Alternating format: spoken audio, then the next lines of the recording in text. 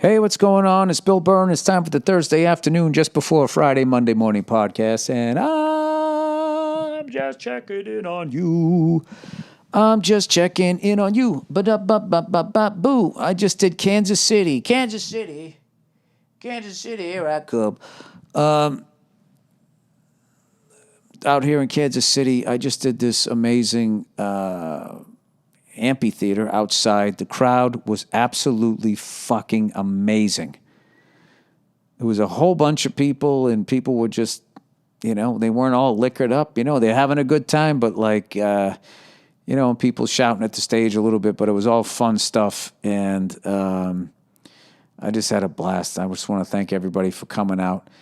And, I was joking on stage about how I struck out trying to get a smoothie. That's my move when I'm on the road, I get the smoothie for breakfast. That way I don't become Billy Fat Tits out here, You start off with bacon and eggs. You got the salt, and you want some sugar. You start with the pancakes, then you take a fucking sugar nap 10 minutes later. Or I go out and I get a smoothie that doesn't have a bunch of sugars in it. I don't go to one of those fucking, the chick smoothie place, with the silly straws and all of that. I go to the ones where they have the gross shots that you drink, and they're supposed to fucking help your liver, whatever the hell they tell you to do. I try to go to those ones.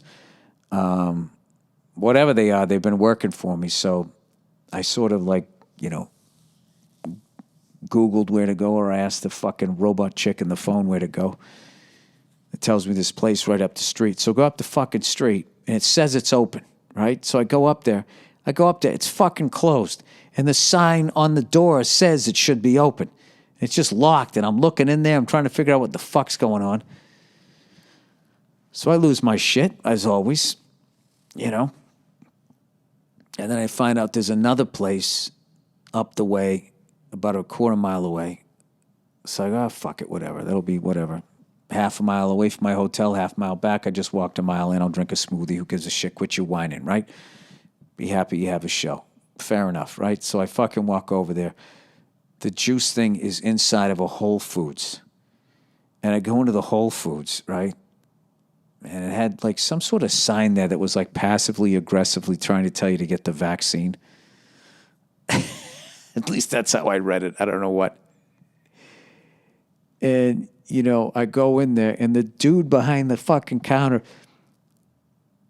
has his back. It's weird because he's surrounded on three sides where people can approach him. So he's just facing that one wall, that doesn't have a counter. And I'm standing on one of the side counters. So I'm looking at I'm perpendicular to him so I can see the side of his face. He's fucking sneezing. As I walk up, I see the guy. He's fucking sneezing. I'm in Missouri. These people don't give a fuck about COVID, generally speaking. So he's fucking sneezing. I'm like, oh, Jesus, of course he sneezes. I hope he washes his hands. Then he sneezes again. Now I come around the side. I'm getting to the side of him, right? Like that NFL camera, where they spin around the fucking huddle. I'm walking around the side like that, and I see him spit into the fucking trash barrel. Like he hawked up a fucking loogie, as they used to say back in the day. Then he sneezes again, blows his nose, and then takes two index fingers with the brown napkin and fucking shoves it up his nostrils, spinning the thing. And I just go, Jesus fucking Christ. And when I walked away, he was still sneezing. It's like, if you're that fucking sick, what the fuck are you going to work for, right? I literally just told this story on the fucking podcast I do with Verzi, but I just had to tell, because I know you guys don't necessarily listen to both, but I had to tell it again because I was fucking beside myself that someone would go to work that fucking sick that is now going to handle somebody's food or shake or whatever. I just don't have it in me as the old guy to say that to a young person. Like, just out of curiosity, why are you coming to work if you're this sick? I'm fucking traveling here. See, I can't say it without cursing. I would end up messing it up.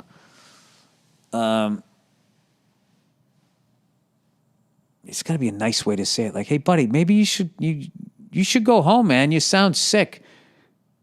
Because I was going to spend some money here, and now I'm not. Or what? See, I still made it about myself. Whatever, I'm a cunt.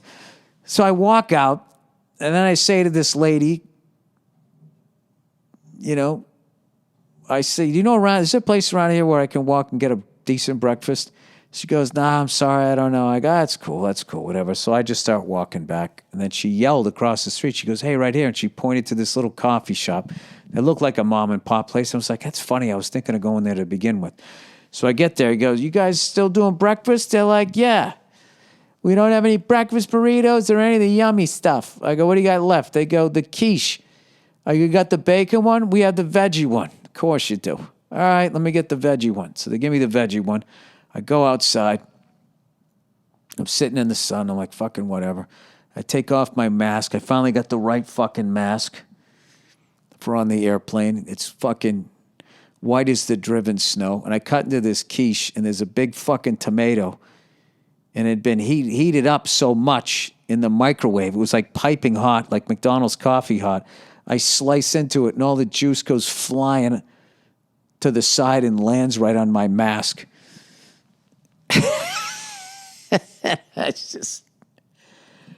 I actually bursted out laughing at that point. I was just like, yeah, of course. I wiped it down. Tasted like shit. It needed like I needed a salt lick to get this fucking thing down. And then I walk back, and I come back to the hotel to do my podcast, and all of a sudden I just hear this guy on a microphone. Check, 2, check 1, 2. Check, yo, check 1, 2, right? I'm like, what the fuck is that, right? And I see him putting a stage together. I'm like, maybe they're going to have a symphony here later on tonight, whatever. So all of a sudden I hear this band tuning up. I'm like, what's going on? And they had like this fucking jazz band started playing. They were great, but I couldn't do the podcast earlier. They had this chick on the drums that was fucking killing it. The guy in the trumpet, it's playing all that fucking Kansas City jazz shit. Fucking like the trumpet or whatever. The whole goddamn afternoon, and now I'm back here at the hotel. I swear to God, it's 11 o'clock at night, and I keep hearing this jackhammer. So I don't know what's going on here. It's been a loud fucking afternoon. Anyway, whatever. I'm grumpy because I literally was on the road for 10 days. I came home for a day and a half. I had to go back out to knock out these 2 things. I just missed my kids or whatever. And, it's been a tough week here, for obvious reasons. We lost Norm Macdonald this week, which was just, I had no idea that he was even sick. And he's a guy that I knew a little bit. I was definitely friendly with him. If we saw each other, we said hello and we shot the shit, but it wasn't like someone that I talked to on the phone or anything. And I was such a huge fan of his, and I would just always end up running into him. And he just always had that smile on his face. Like as you talk to him, he would have that smile. Just a really great, warm guy. And I remember I was trying to think what Norm's story to tell you. This one isn't necessarily funny. It was just sort of random. I went out to go see Bill Cosby in concert right before all the bullshit happened out in Pasadena. And he played this theater out there, which interestingly enough was where they had the 25th anniversary of Motown celebration, which is the first place Michael Jackson publicly did the moonwalk. I saw Bill Cosby at that theater.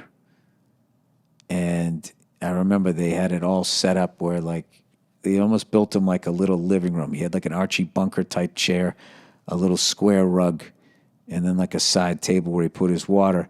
And he just came walking out, and there was no mic stand. It was just sitting on the chair. And he just came out. You know how he kind of walked a little bent over? Came walking out, waved to everybody, sat down, picked up the mic, and for like almost 2 hours, just, hour and a half, just killed. Just fucking killed. Had the crowd in the palm of his hand. Masterclass of stand-up, right? So I leave with my lovely wife, and I go out front, and who's standing there is Norm Macdonald. He was like, hey, Bill, hey, how you doing? I talked. It was like, no, what's going on? I was so psyched that he knew my name and all of that stuff, and I think I had met him before. And then we just stood there talking about comedy and how amazing it was to see Bill Cosby and how good he still was. Like I said, this was before all the bullshit happened. And my admiration for the guys, it went even higher. That, you know, I understood why I was there, but I thought Norm was so good that he didn't need to be there. And he was still there, still trying to learn and everything. And I was thinking, like, wow, this is why this guy is so fucking amazing. And, you know, he's just was somebody that you couldn't just watch one video of him. Like, you know, I was saying to Verzi how, like, guys like Ric Flair, Norm Macdonald, there's a few people, if you click on their videos, it's like, say goodbye to the next 2 hours of your life, because everything that they did is so interesting and so different and so funny. And one of my favorite Norm Macdonald things that he ever did, you know, because so many people like pretend that they don't give a fuck, you know, both in my business and in other businesses. You got I don't give a fuck. Hey, you know me, I don't give a fuck. You know, those people that advertise them. Like, that guy clearly, in the best way, didn't give a fuck. He really cared about people and stuff, but like he did what he wanted to do. And when he was on SNL, how big a gig that was, because there was so few channels, the internet hadn't blown up yet. And even with basic cable and everything, I mean, it was still, if you were on Saturday Night Live and you were doing Weekend Update, it was one of the most coveted gigs a comedian could have. And you were part of this lineage of, you know, at that point it was, you know, Chevy Chase, Jane Curtin, right on through to Dennis Miller's reign when he did it. And, you know, did Colin Quinn come after? I think Colin came after, but it was always just like the best of the best comics that they had doing it, and continued on with Tina Fey and all of them. And no one's walking away from that job. And if some suit at NBC tells you they don't like the jokes you're doing and be funnier, you know, you're shaking in your, I'd be like, oh, fuck, you know, I'm going to lose this big gig. I don't want to get fired. I don't want to piss these people off or whatever. I guess he was doing all those OJ jokes, and somebody, I forget how the story went. There was somebody there that knew OJ or something and was telling Norm to back off and move on to something else. So what does Norm do? He just doubles down and he just does even more OJ jokes, which is like, you know, the balls that took to do that. And he ended up losing the gig. He got fired. And people loved him and he was fucking hilarious, but he, you know, he didn't back down to the big fucking guy over there, and he ended up losing the gig. So, you know, as luck would have it, I think it was Dirty Work, came out like a year and a half later or so. So he has to promote it, and he's on the press thing. So Lauren has him back and has him host the show. And I remember he went out there, and his opening joke, he just comes out. And he was just like, something like this. Yeah, it's good to be back. You know, I actually got fired from this show about a year and a half ago because they said I wasn't funny. And now here I am. I'm hosting the show. So that means one of two things. Either I got a lot funnier or this show sucks. And then he had that big shit-eating grin on his face, and he started laughing. And then he proceeded to do a bunch of OJ jokes. And it was just like that fucking thing about him. And the whole time, I just felt the whole time when people were fucking with him or whatever and trying to take what he had, he always just still had that smile on his face, and he just still did exactly what he wanted to do. And I got so much respect for him. And I feel so fortunate that I got to see him live. So I remember, oh my God, I saw him right after 9/11. the Aspen after 9/11. Aspen Comedy Festival was this big fucking festival that was always a nightmare to get in and out of. Every year it would snow and people would get stuck in Denver, or you get snowed in, you couldn't get out. It was a fucking nightmare. And then as a comedian, you had to perform. It was like a mile higher than fucking Denver, and no one could breathe, and you're performing in front of all these super fucking rich people in front of industry, and you just go up and you would eat your fucking balls, and you're like, why did I come out here? And I remember I saw Joe Rogan do a full set that I still remember, and then I saw Norm Macdonald. It was at the same theater, and I remember Norm came out, and he was doing bits on racial profiling and all of this stuff. I'm not going to butcher the guy's bits, but I remember just watching that full set, and I was like, this guy is one of the greatest comedians I've ever seen in my life. And I thought that every time I saw him, and I don't know, it was a pleasure to know the guy, even on a little level. Just a massive, massive, massive loss to not have him around. And especially now with all of this stupid fucking cancel culture horseshit that is going on, which has way, way, way overstepped its bounds. As it always happens, no matter who's behind it, it always ends up, starting off with something that makes sense, and then that becomes the overreach, and then it just becomes like, hey, is it me, or did you literally become what the fuck you were trying to stop? And we, I don't know, as a comedian, really needed a guy like Norm out there to be eviscerating it and making fun of it and still doing what the fuck you want to do. So if there's any other young comics out there, if you want to see how it's done, watch that guy, because he was the real deal. All right? So with that, all right, let's do a little bit of ad reads here, and then we'll wrap it up. All right, Headspace, everybody. Wouldn't it be great if there was a pocket-sized guide that helped you sleep, /focus, /act, /be better? Yeah, that would be great. There is. Oh, thank God. And if you have 10 minutes, Headspace can change your life. Headspace, man, is your daily dose of mindfulness in the form of guided meditations and an easy-to-use app. Headspace is the only meditation one of the only meditation apps advancing the field of mindfulness and meditation through clinically validated research. So, whatever the situation, Headspace can help you feel better. Overwhelmed. Headspace has a 3-minute SOS meditation for you. Fuck, I got to do that one.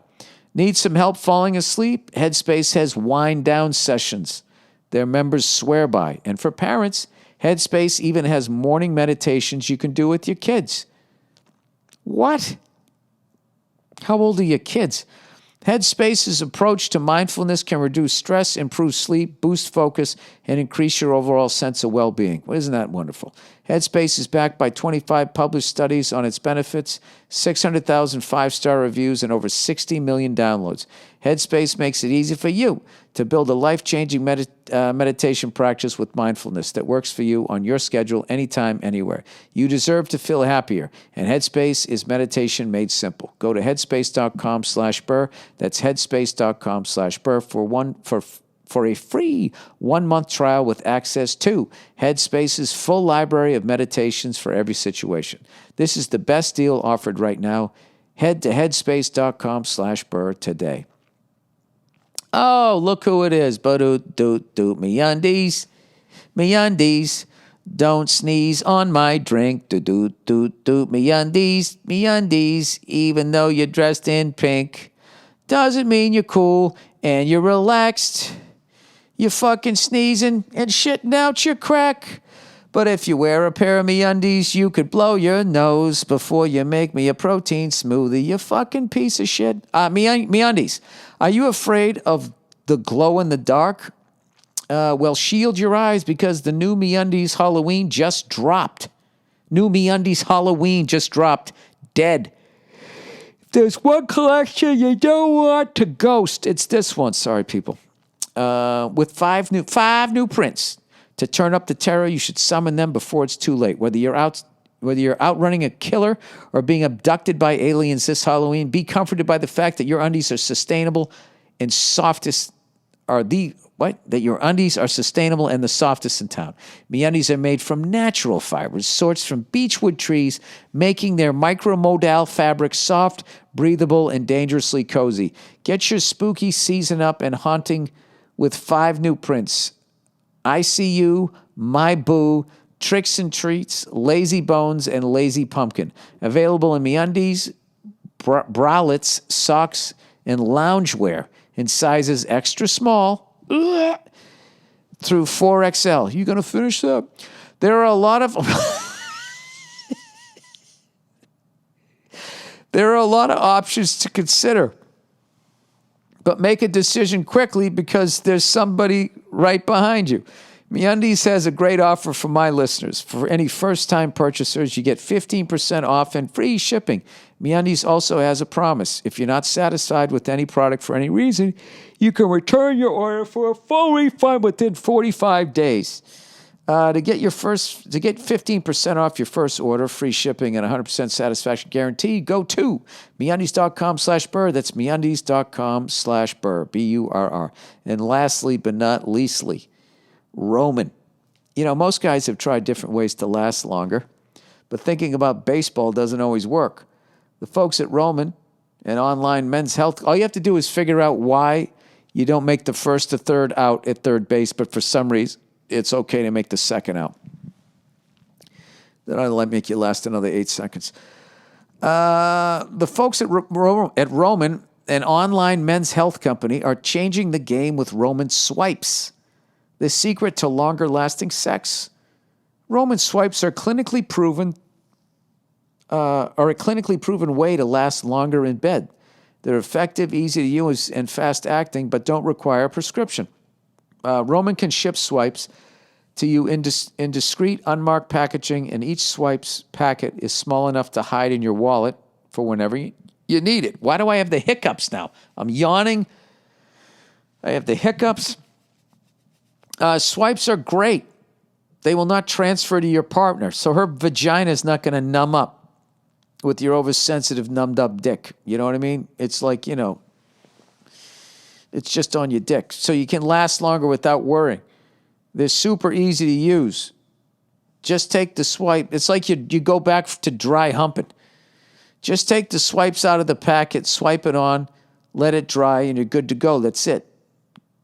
Go to GetRoman, ROMAN.com/Burr, and get $10 off your first order. I'm sorry, of swipes, plus free 2-day shipping. That's GetRoman.com/Burr for $10 off your first order of swipes, plus free 2-day shipping. Sadness of that, I'll tell you something happy. When I got off the road,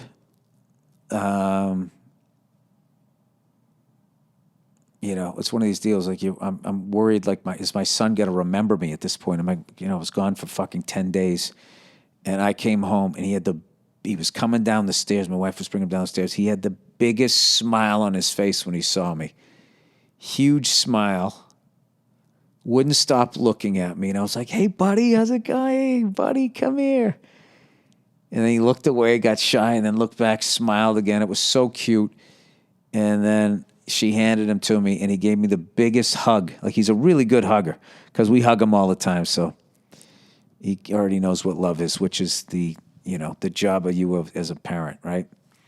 So they don't end up as fucked up as you are, right? So he literally gives me a hug, rested his little head on my shoulder, which is the greatest thing ever, to have a 1-year-old do that, even if they only do it for 8 seconds, For a 1-year-old to do that for 8 seconds, it feels like they did it for an hour.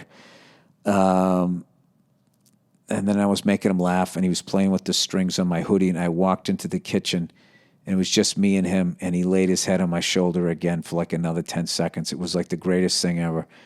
And then got down on the floor, played with them, and then I went and I picked my daughter up at school, and she freaked out. It was fucking awesome. It was just so awesome. And now I'm back out on the road, but then I come back and I'm back for a while. So thank God for FaceTime. Thank God to forever whoever works over at Apple and didn't get the credit for creating that. Thank you to you. Here's to you, the unsung heroes at Apple. So anyway, I am at Red Rocks tomorrow.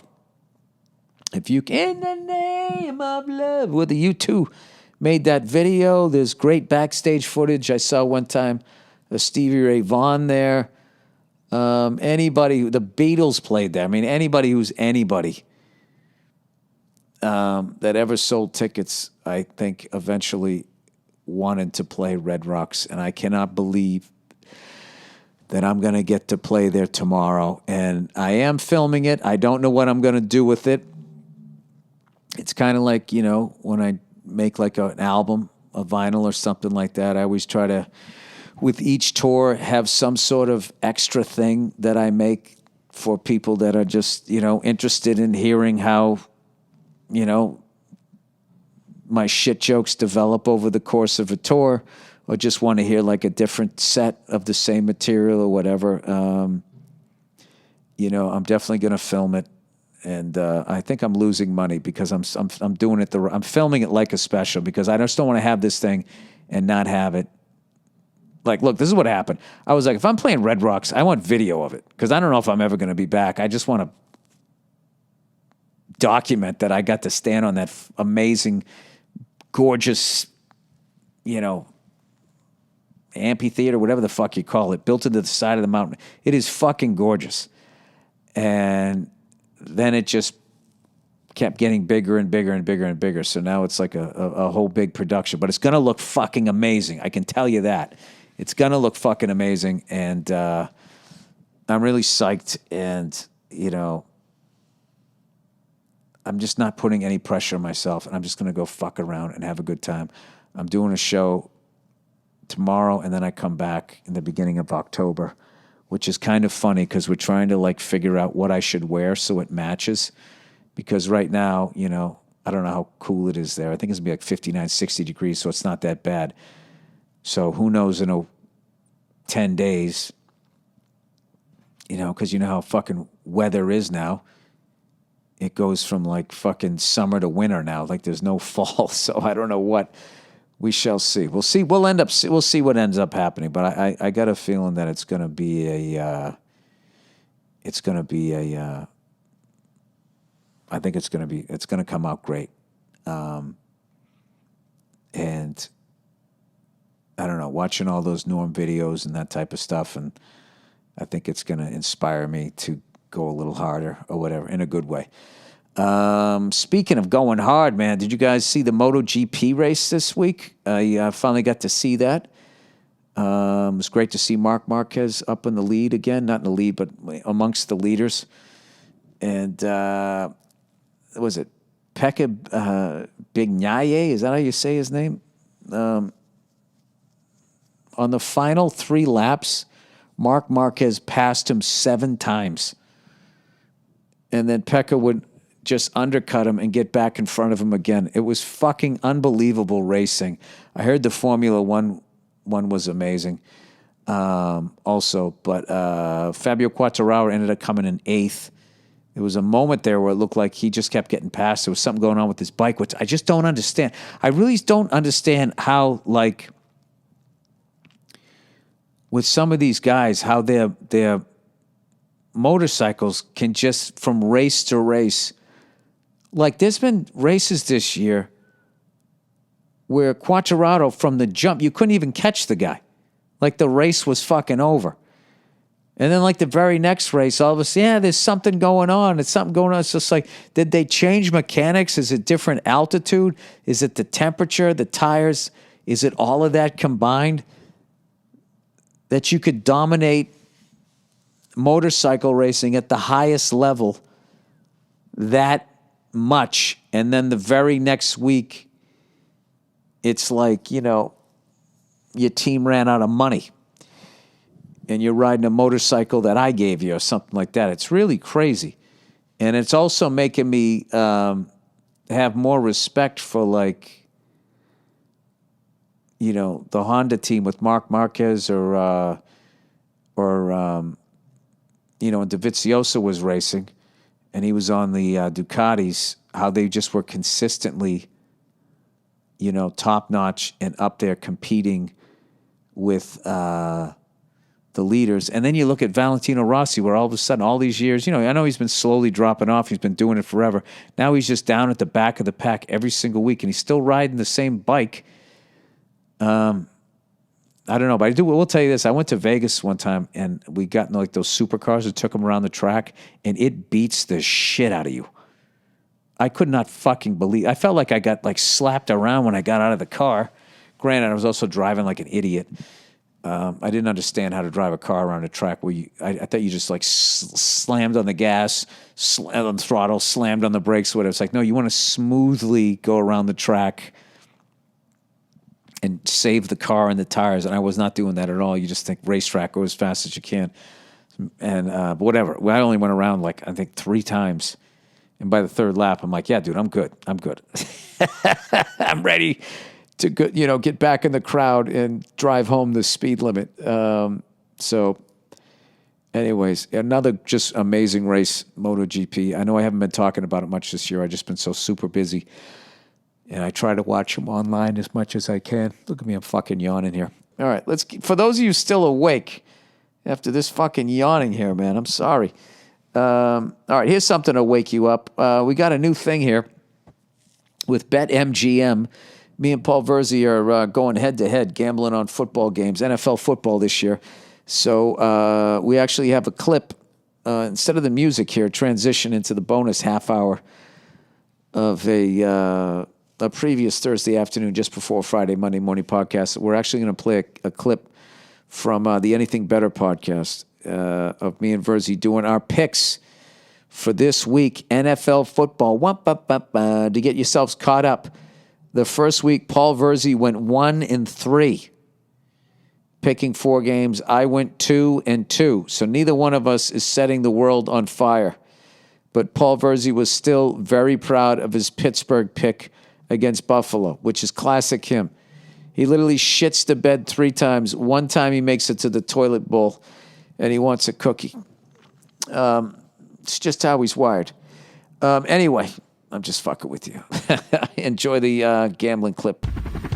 Before we get into week 2, everybody was jumping on me losing or winning, or we'll get into that. But, guys, BetMGM, if you haven't signed up for BetMGM yet, use bonus code Burr. Doesn't get easier. 4 letters and 2 of them are the same. BURR. And you'll get $200 free after placing your first $10 bet as long as Tom Brady completes a pass. Okay? I mean, they're just giving it to you. They're giving you this money to jumpstart your season.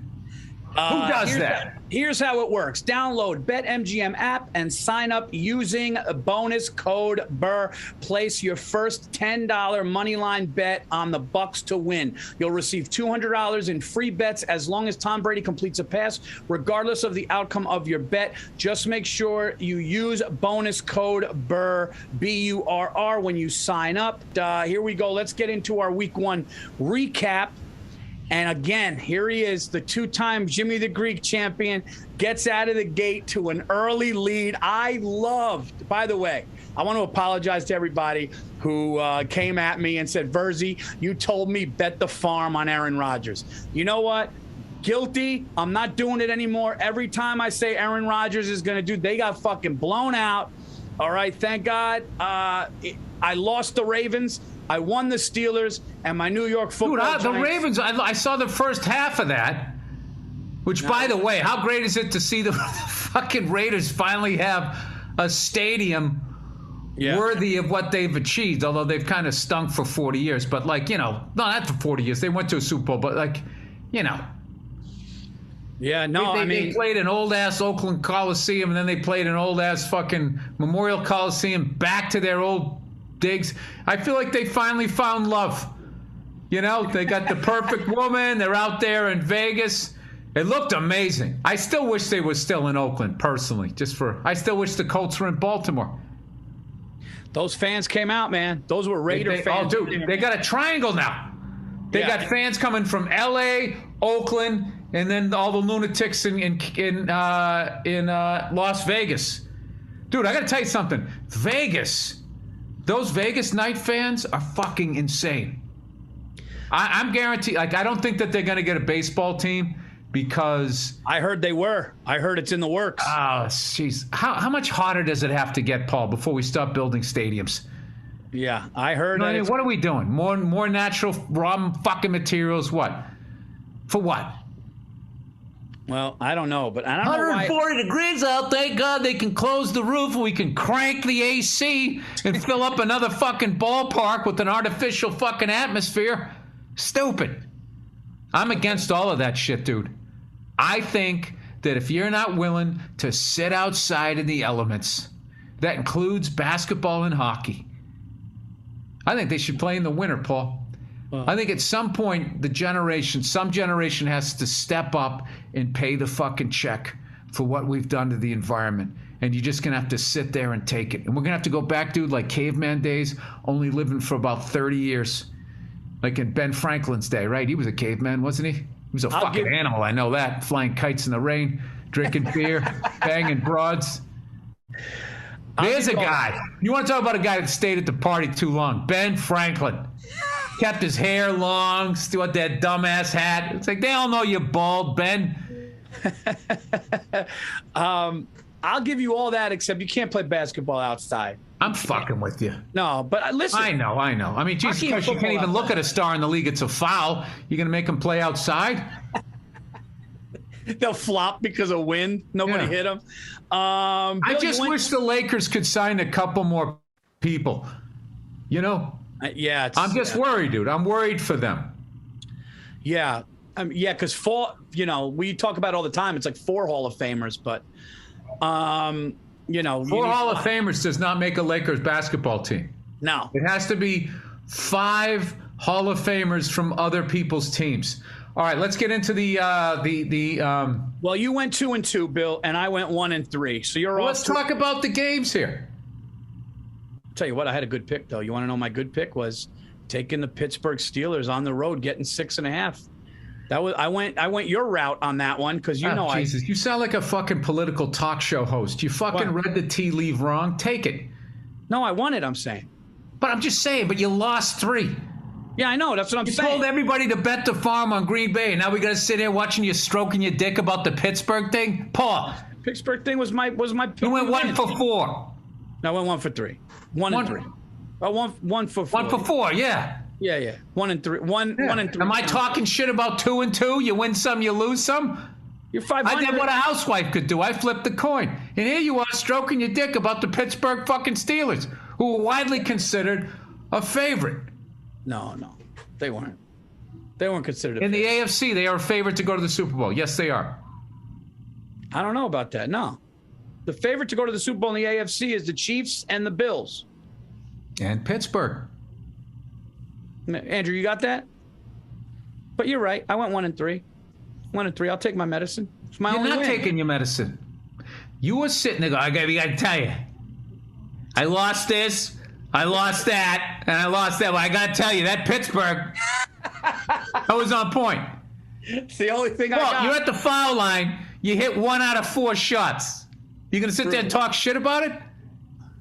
It was a swish. It was a nice it was a nice swish. Oh, no. God, dude, it's a fucking disease. I made mistakes. Yeah. I bet with my heart in the New England Patriots, not knowing what they were. I got my hats off to the Miami Dolphins. They forced 3 fumbles.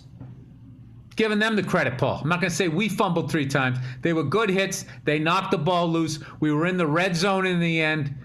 Probably would have kicked a field goal. I still would have lost. But if you scored a touchdown, maybe I could have won. But, they came up, Paul. They needed to make a play. They made a fucking play. And we lost. The Jets lost. And the Dolphins lost. The Bills lost, giving the Dolphins, after the first week, sole possession of first place. It's theirs to lose, Paul. No, yeah. Look, everybody's writing the Giants off because the Giants' performance was fucking abysmal. It was hard to watch. Saquon Barkley didn't do much. You could tell. I think I could tell he usually likes to run on the outside and get the edge. It seemed like he wasn't doing that. Daniel Jones fumbled the ball again, scrambling because he didn't slide feet first. So I don't know. All I know is this. You can't write a team off after week 1. I always say it's week 5 is when you know who a team is.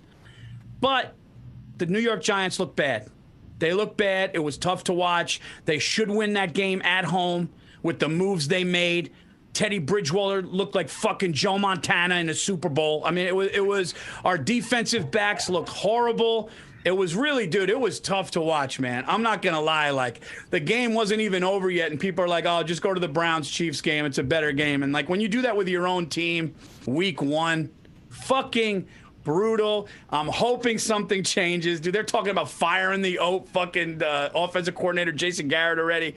I mean, you know, it's brutal. So, all right. I watched that KC Browns game. Yeah. The Browns were up big on them.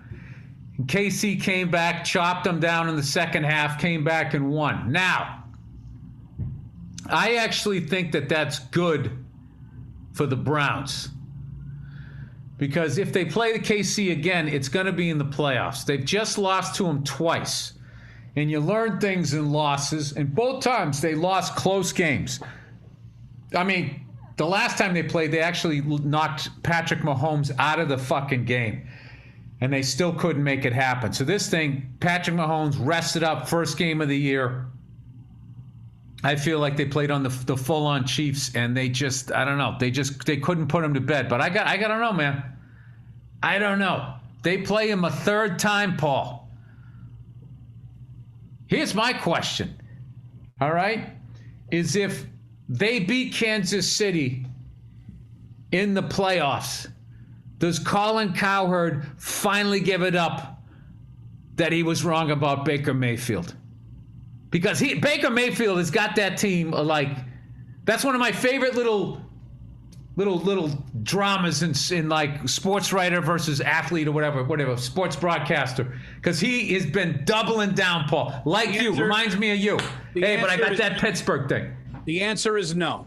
And here's why the answer. No, Colin Cowherd will only give Baker Mayfield credit if he wins a Super Bowl. Because Colin Cowherd, if Baker Mayfield goes to AFC Championship game and loses, he's going to say, but he couldn't get to a guy like Cowherd. You don't think that because my thing is like, this guy is already proven. Who leads the Browns to the playoffs in 30-something? Nobody. You got to go back to fucking Bernie Kosar. Yeah. Well, with Don Criqui on the mic. I don't think Cowherd's got the makeup to give credit until. I think he does. That's the episode I want to see. All right. He sits there, lowers his desk, and says, Baker, you know what? I was wrong. Because I got to be honest with you, when he was trashing him, I thought it was fucked up that he was trashing him, but I'm also thinking, like, he's going to Cleveland. I mean, first-round draft picks go to Cleveland to die. You go to Detroit to die. Matthew Stafford broke that curse, and he looked great with the Rams last week. He looked. But, like, Baker's got, like, that Nick Chubb kid is good, and they got, who else? They got a great team. Chubb. Nick Chubb. No, it's Nate. No, it's Nick. It's Nate. It's Nick. It's Nate. Themless, what's his name? It's Nick. It's Nick. Fuck! You put money on that. You doubled down like Cowherd. I still think it's Nate. No, if I was Cowherd, I would say, I'm still right. Yeah, well, he plays like a Nate. Baker Mayfield actually... Not trashing Cowherd, by the way. I used to think Baker Mayfield might be too small, and he definitely proved that wrong because he's not too small, and he's got a nice makeup. But can't you look at it a flip side though? Can you look at it like the Chiefs were down big and then figured something out? So if they play him again, they won't get down like that again. No, absolutely. I mean, it's still like the Browns have something to prove here, but like, yeah, they made unbelievable strides last year. This is the first game of the year. Yeah. Okay. And I just feel like, I think it's almost a good thing that they had him and they let him off the hook, because I think they're going to be mad at themselves. And I think that that's the kind of loss that a coach can really use as motivation. Yeah. And, like, I don't know, because, they lost in the playoffs last year. But like I said, Mahomes was out for part of that game. This was the game, like, he was in the whole game, fresh from the offseason, and they still, gave him a hell of a run. So I don't know. I got family out there from back in the day, so I am a Browns fan. So take that all with a grain of salt. Arizona won. I didn't see a second of that game. I watched some of the Seattle game. That was an easy win for me there, but fucking KC, man, they got down on one drive. I thought they were going to come down. You're just sitting there looking like, I have a chance to go 4-0, and then just 2 drives, it's like, fuck, I'm 2-2.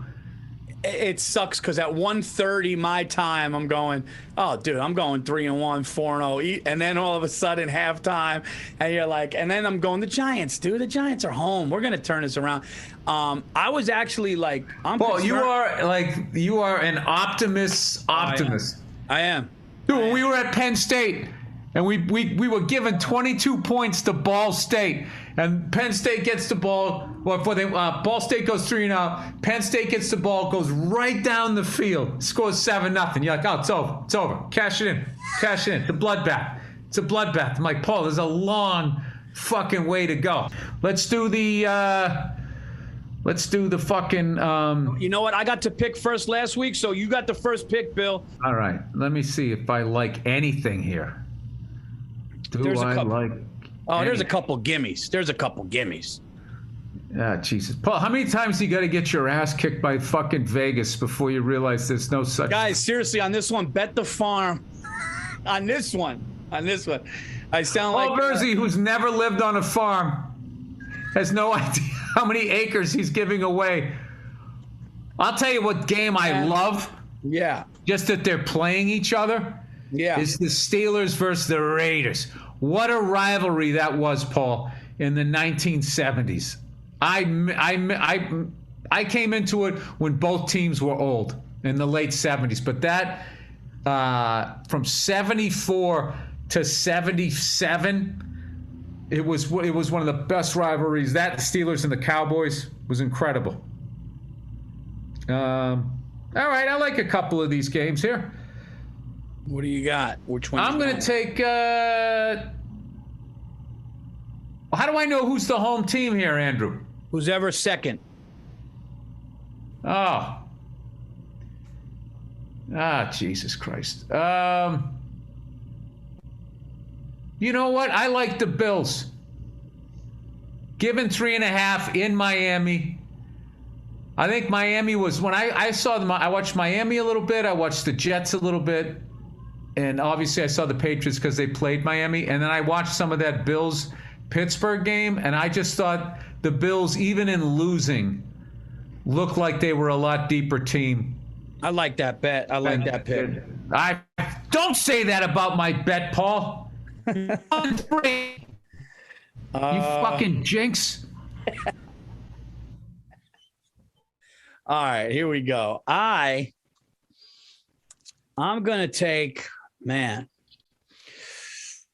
Oof. You getting these right, Andrew? Oh, man. The Bengals and Bears is interesting to me. Hold on. I don't know if I'm going to go there yet. I like that game too, Paul. Who are you thinking?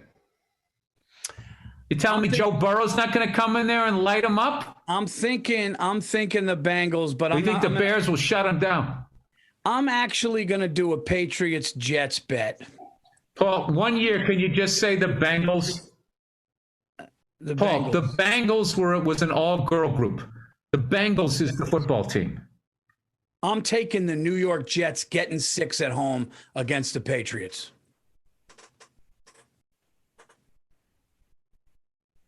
Bill froze. I'm taking the New York. No, I didn't. Oh, okay. I was trying to think why the fuck anybody would ever bet the New York fucking Jets. Crazy. That is so bizarre a fucking pick, Paul. As I'm still freezing? Who's freezing? It's just Hello? You're all right. Am I back? Well, I was also not speaking because I was so shocked that anybody would ever put money on the Jets, especially in week 2. Paul, I got to tell you something, Paul. I like you to win it this year. The Jimmy the Greek. I'm going to tell you why. Because you're switching up your game here. This is like when all of a sudden Jordan started passing and Chuck Daly had to loosen his tie. Like, what's going on here? When does Paul Verzi ever take an underdog? I know. When does Paul Verzi bet on the Jets? I mean, know. that is so like It's a off your fucking character. Might have never done it before. Yeah, considering the Pats almost won last week, you got Belichick. That is so out of your fucking wheelhouse that you do. I almost feel like you know something. No, I just, they're coming home, new quarterback. Oh, I swear to God, if you know the fix is in and you got something, you got to fucking let me know. I would never do that, man. I'm Sicilian. I wouldn't do that to a friend. It's not. Yeah, but whoever told you would tell you to keep your mouth shut, and you would. I wouldn't do that. All right. I am going to take. I hate this because I'm going two favorites.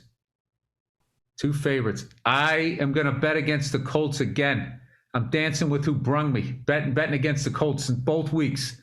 I'm taking the Rams, giving 4. I hate that fucking number. Giving 4. All right. I thought the Colts. I know you can't judge somebody after 1 week, but I just felt they got fucking trampled. Because, Seattle has those weapons and they have a great coach, obviously, in Pete Carroll. Woo! Pete Carroll, right? Sneaky Pete. The fucking Rams have a great coach. They got a great quarterback. He's excited to be there. I feel like the Colts are in fucking limbo. They still haven't recovered for Andrew Luck leaving. I'm taking the fucking Rams, giving 4. By the way, Paul, how soon before you start shitting on the head coach of the Rams, whoever he is? Sean McVay? Yeah, before you start going, dude, he's like Brad Stevens. Enough with the big baba boob. You started shitting on Brad Stevens. It's the whole fucking league is turned into like 2 pylon teams. Nobody's winning it. I don't know if I don't think it's fair to say I shit on Brad Stevens. I didn't shit on him. If you absolutely shit on him. You disrespect him. You said he was overrated, and you ignored the fact that during his time, the Golden State Warriors fucking bought Kevin Durant after they were already winning a championship. Never called him. I never called him overrated. I said he's got to do. I said something needs to happen soon. I never called him underrated. I never shit on him. That is such a fucking New York sports fan, East Coast sports fan. Something needs to happen soon. Or what, Paul? You're going to step in and show him how it's done? Well, he's not even there anymore. Yeah, he is. But he's still with the Celtics. He went upstairs, Paul. He's moving up like George Jefferson. My second pick is going to be my farm pick. You ready for this? Something soon with your dumb fucking T-shirt and your chain hanging out. No, he better do something too. What, Paul? You're not gonna fucking eat wings? No, I don't eat wings. No, I'm not talking about Brad Steen like he fucking works for you. You said I said he was overrated. I never did. Paul, I'm going to throw a fucking drink in your face on my own laptop if you don't fucking... Love that. Listen, I'm just trying to buy time here because I don't know who's shot. I don't know who's not. I am going to do something that is my theory. You know my theory, Bill. It's my homecoming theory. I am taking the Cleveland Browns laying 12.5 against the Texans because the Cleveland Browns are going to come home after that heartbreaker and they are going to shit on them, dude. This is going to be, listen to me right now. This is going to be like 34-15 game. Okay. I love that you look down. Why did you look down? Where did you just pull? You're like, this is going to be a 34-15 game. You had to check the spread to make sure you'd still win. You're giving so many points. 12.5 points. I like the Cleveland Browns to come home and absolutely shit on the Texans. Shit on them. That's my I'll pick. tell you why I kind of like that bet and why I don't. Well, it's less than 2 touchdowns. It's not like it's 20 points. All right, Deshaun Watson isn't playing. Right. He's got the massage parlor shit going on, so he's not in the fucking game. They're reeling. Who do they have for quarterback? They won last week, didn't they? They we didn't take those games. I don't know if I don't even remember. They won? Oh, Jesus, Paul. They beat the Packers. No, the Saints did. The Saints murdered the Packers. Yeah, no. It was last week. The Saints murdered the Packers for real. Well, where's that Monday night game here? They're playing Monday night. Where's that Monday night game? Jaguars. Texans beat the Jaguars 37-21. Yeah. They beat a rookie quarterback. And the rookie quarterback got 3 touchdowns. First game in the NFL ever. And they were beating them bad. And then the Jaguars started to play decent. Texans are not going to go into Cleveland and win that game. But I think But you're not betting the money line here. You're betting the spread. 12.5. Love it. Woo. Paul Verzi loves to predict a bloodbath. That I do. Paul, the day you take Vegas for a ton of money, you either got to get the gold bracelet or you got to get something to hang off your chain that says bloodbath. It's got to be in diamonds. What do you? Well, I mean, the amount of, I'm telling you, with your personality, if you moved out to Vegas and your bloodbath pick of the week, you got to have the bloodbath pick of the week. Is this it? It's got to be the Cleveland Browns. Yeah, I called it the farm pick because I always say big, but the bloodbath of the week, the bloodbath of the week is the Cleveland Browns. All right. You know, here's a game that just sort of jumped out at me for no fucking reason. You got the New Orleans Saints coming off kicking the shit out of the Green Bay Packers. By the way, what is the Packers spread? The Monday night game. I don't have it in front of me. You telling me Aaron Rodgers isn't going to come back with something to prove? He is. And when I heard his press conference afterwards, he is. Minus 10.5. Lions are getting 10.5. Lions are getting 10.5. How did Jared Goff do with the Lions last week? Not good. No bueno. Yeah. I don't know. I don't like double-digit spreads. I'm staying away from that game. But here's my thing: the New Orleans Saints, all right, kicked the shit out of the Packers last week. They're going in with the Panthers. They got Sam Darnold. What's his name? They got the Jets castaway quarterback. Oh, Sam Darnold. Yes, Sam Darnold. There it is. I love the Saints. I think they're fucking. I love their coach. I love their positional players. Who's that running back they got?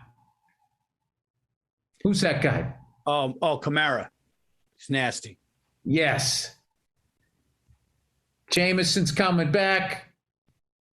Jameson looked good. The Saints defense looked good. Yeah. And he had a decent run there with Tampa before Tom Brady came to town and then they shipped him out. I just think he's a way better quarterback than Sam Darnold. I think they have a better coach. I think they got better. I'm giving 3.5 in the fucking Panthers. Have I picked a dog yet? I'm not getting any points. All right, dude. I got the Bills. Who do I got? I got the Bills. I got the Saints. And who else did I run my yap about? The Rams. The Rams. I'm taking all favorites, Paul. Paul, this is your year. All right, guys. You ready? I'm taking the New York Football Giants, getting 3.5. Listen to me. Just hear me out. I heard you out. The Washington football team starting quarterback is out. Fitzpatrick is out. They got this guy Hinsky coming in. Okay. I like that. I didn't know that. I like that. Giants got humiliated in the New York press.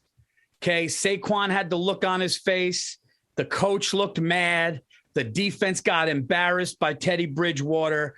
The Giants are going into Washington. It's not across the country. It's not a far trip. It's a little hop, skip, and a jump. It's about an hour, 15-minute flight. Wheels up to wheels down. Okay, you're going to go in there pissed off, and I think they're going to go in there, although they do have Chase Young, a good defender. New York Football Giants are going to get in 3.5. So I'm taking points. If it was minus 3.5, I wouldn't. Giving them 3.5. They could lose. Oh, they're getting 3.5. I thought that they were favored. No, they were they're getting 3.5 after an embarrassing thing, and they're going against a second-string quarterback. I'm taking my New York Football Giants, not based on my heart, based on those facts. All right, I'm shaking my head, and I put my hands on my head because you're betting with your heart, like I did on my Patriots last week. I wanted the Mac Jones era to kick off with the big fucking win. And I do, what I do like about it, Paul? I feel like division rivalry games are always close. They see each other twice a year, every fucking year. They know what they do. Washington just has a history of just letting their fan base down. Giants have a history of starting slow. But that year is over. That era, the Eli era is starting slow, is over. I almost feel like I have to take a dog here. Tell you right, what the fuck are the Eagles only getting 3.5 at home? I thought that they stunk up the joint. No, they did. Yeah, they did. Jalen Hurts all right? They won last week. They looked pretty good last week. They did. Okay. Everybody was saying that they were going to suck. They were going to stink. All right. Teddy Bridgewater. Oh, Bill loves a dog. Make no mistake about that. Bill I love a dog, but I can't find one this week that I like. Oh, Paul, it's slim pickings now. It is slim pickings. I don't know anything about the Bears defense. I keep going back to that Bengals game. I hate that. Yeah. I hate that Browns-Houston game. You motherfucker. Bills, Dolphins. Andrew, you got to edit some of this out. Jeez, this is just turning into fucking two degenerates talking to their computer screen. Yeah, there's only a couple of dead air. The Steelers in Pittsburgh giving 5.5. Why do I only like favorites this week? I'm rubbing off on you. No, I just have 2 kids now, and I don't know what I'm talking about. I don't know why I like the Steelers at home, giving 5.5. You know what it is? I don't believe in the Raiders. I believe in John Gruden, though. So I don't think this is the Raiders that they were. But wait, they covered last week. What happened in the second half of that game, Paul? Who won, by the way? I only saw the first half. The Raiders. The Steelers? Oh. The Raiders won? The Raiders won. The Raiders won. Yeah, the Raiders won. I like the Steelers then. Raiders look good. I think the Raiders, they're going to make their fan base feel like they turned it around. They got John Gruden back. They got this shiny new place to play. They're going to be going all skippy, hopping all over to fucking Pittsburgh. And Ben Roethlisberger, the wily veteran's going to come in. And Juju Smith and all of those fucking guys, their defense looked pretty good. Fuck it. I'm taking all favorites this week, Paul. All right, so Andrew, we have one left, right? I have one left. So what did I pick so far? I got the Giants. I got the Jets. Who else? And the Cleveland Browns. Heavily favored Cleveland Browns. -12. All right, so my fourth and final pick. Wow, dude, I took the Jets this year. I mean, my fourth and final pick. I always get Dude, I hate my picks. I'll tell you right now. You know when some nights you play pool, you just can't see the angles? The fact that I'm just sitting here being like, yeah, I like that spread. They're gonna do that, and they're gonna do that, and they're gonna do it, and they're gonna do it is fucking so stupid. So stupid. Did Bill pick the Packers or no? No. What's that game? 10? That's 10. 10.5. Division rival, man.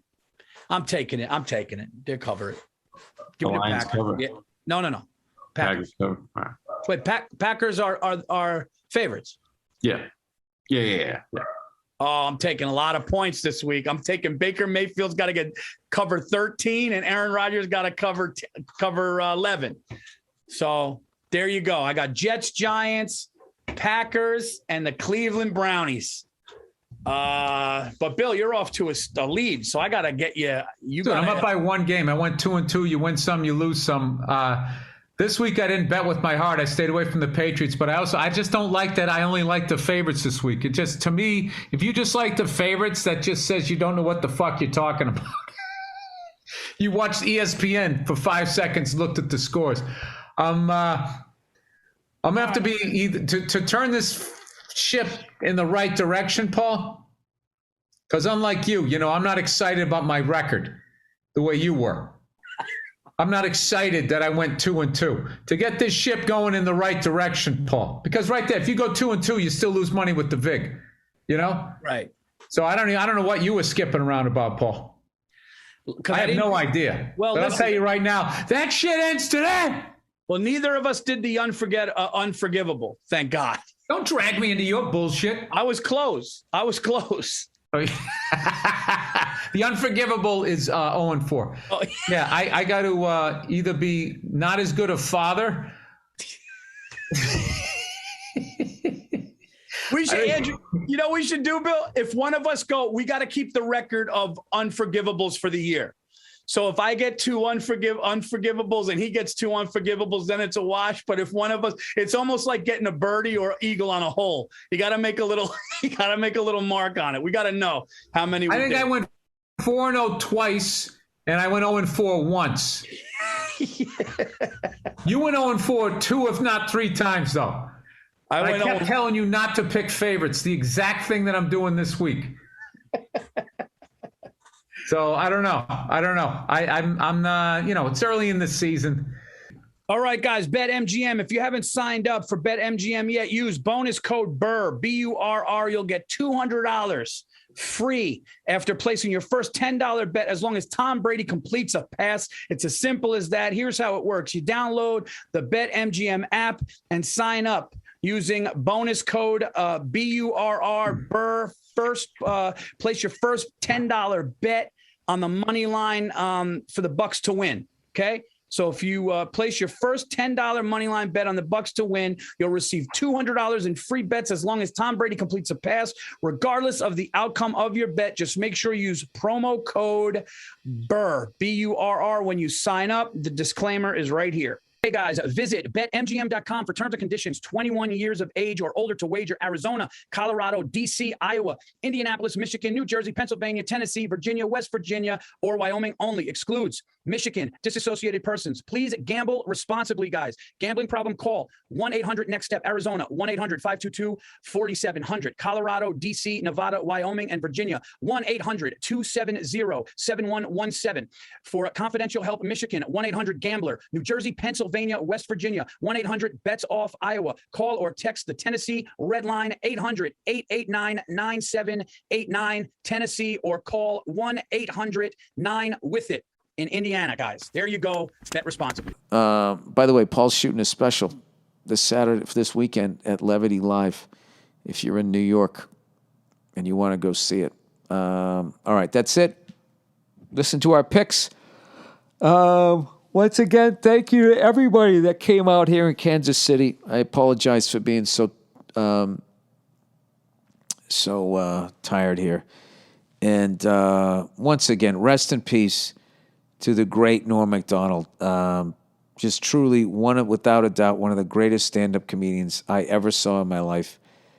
And just such a great guy. And it's just so sad that he won't be around anymore. But I actually got off the plane in a better mood from just watching literally the beauty of who he was and his work. When I got off the plane, I was actually like, I don't know, there's something about him. I just thought he understood life. Just a really warm guy. God damn it. It's always those guys that go. So there's your lesson. Don't be nice. You'll live forever. All right. I'll talk to you.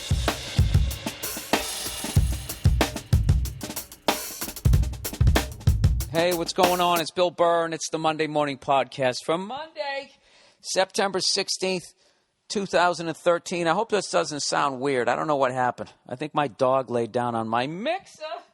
It sounded weird. It sounded weird to me, man. It's freaking me out, man. How was your weekend? Why do I ask questions that you can't answer? Like I'm talking to a listener on the phone. I'm not doing that. I'm laying here by myself. As always, excited to be back home.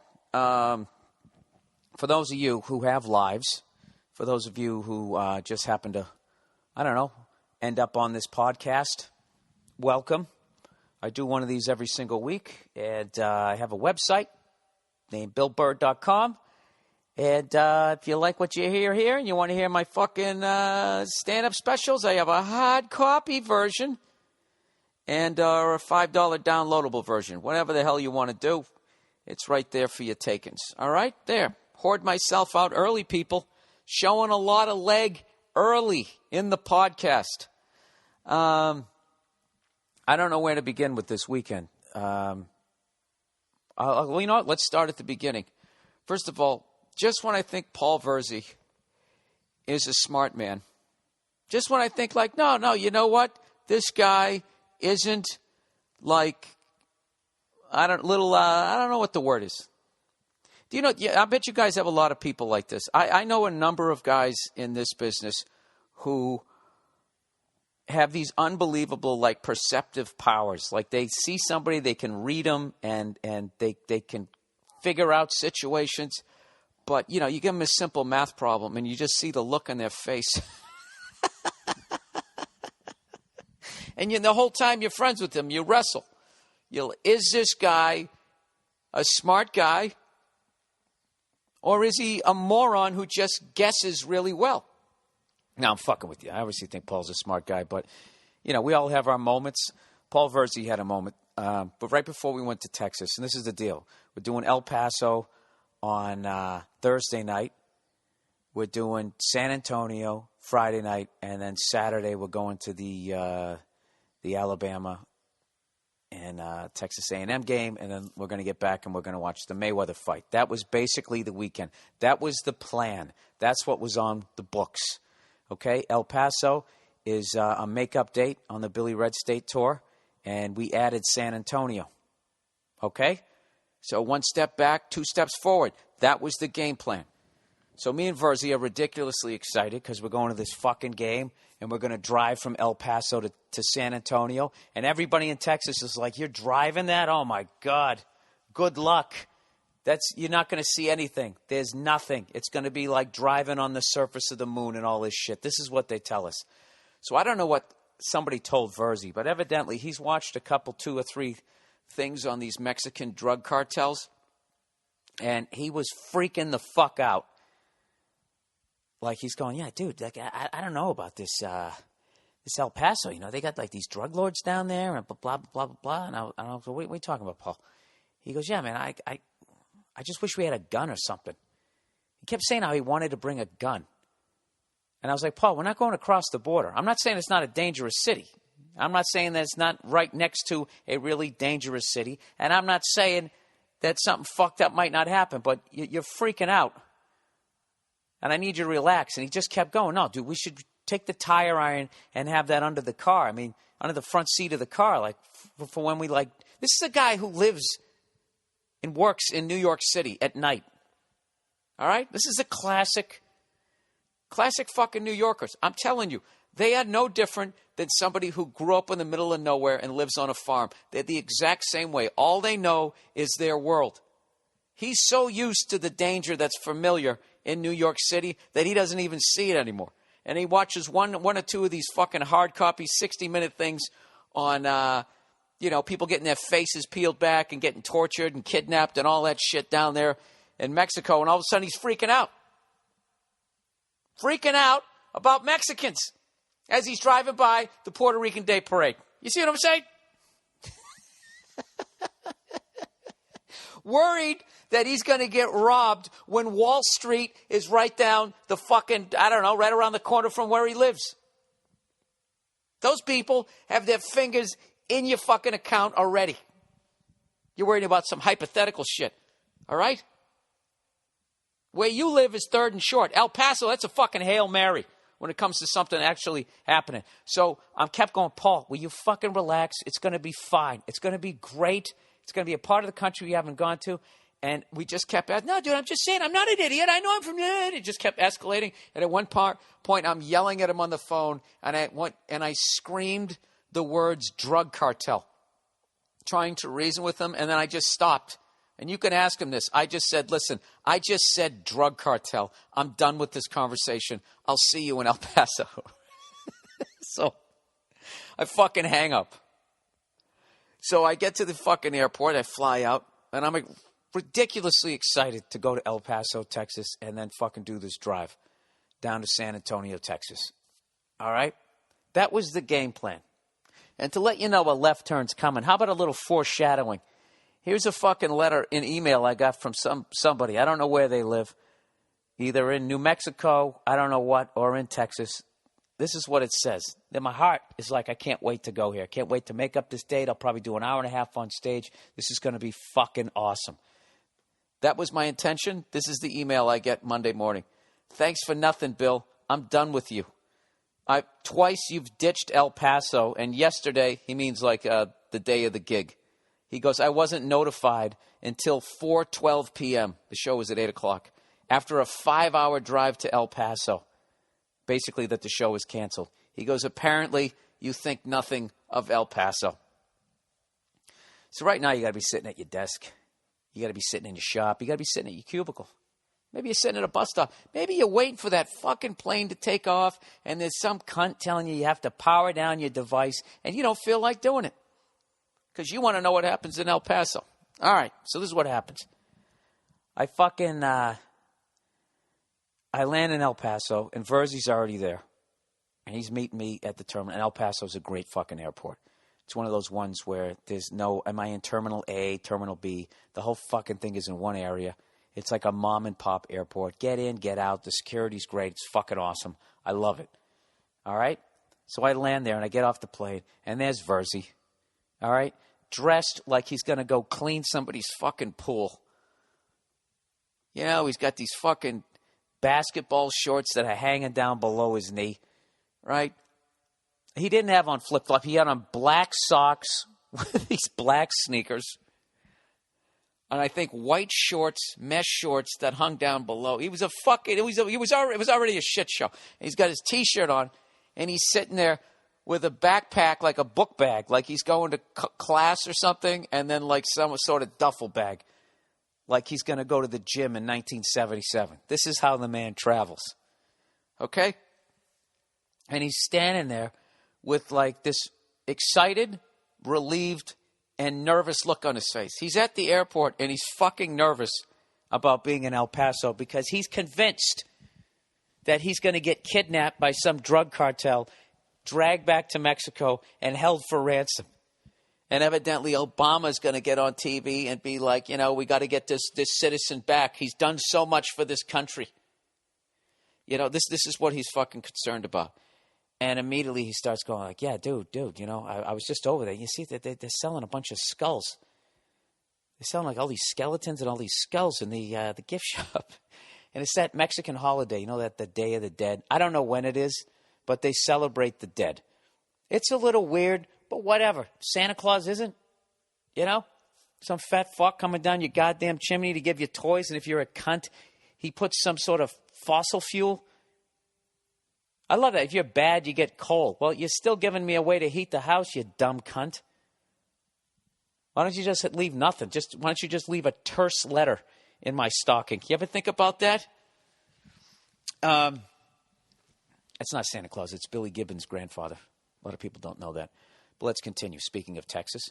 So I'm already laughing, and I'm just like, Paul, come on, man. It's the Day of the Dead, and I actually went up and I bought the magnet. Nia's actually into that shit, so I was like, all right, let me grab one of these fucking magnet things here. And so I'm just laughing at him. So now we drive over, and it's like already starting to rain, which in our worlds is no big deal. It wasn't even that bad of rain. It was kind of bad, but not that bad, right? So we're driving around. I'm fucking all excited. Just checking out the landscape, the different buildings, and it's a really cool city where, you know, they have some corporate shit, but for the most part, the Starbucks and those kinds of things. I don't know, the skyscrapers aren't really fucking with El Paso. Like, everything's kind of like at a, you know, like no more than like a 5-story building. There's a few, but generally speaking, you drive down the street. It looks like one giant main street. There's all these places, right? The lady at the Hertz rental car tells us where to get some good Mexican food. We go there. I forget the name of the shit that we had, but it was unfucking believable.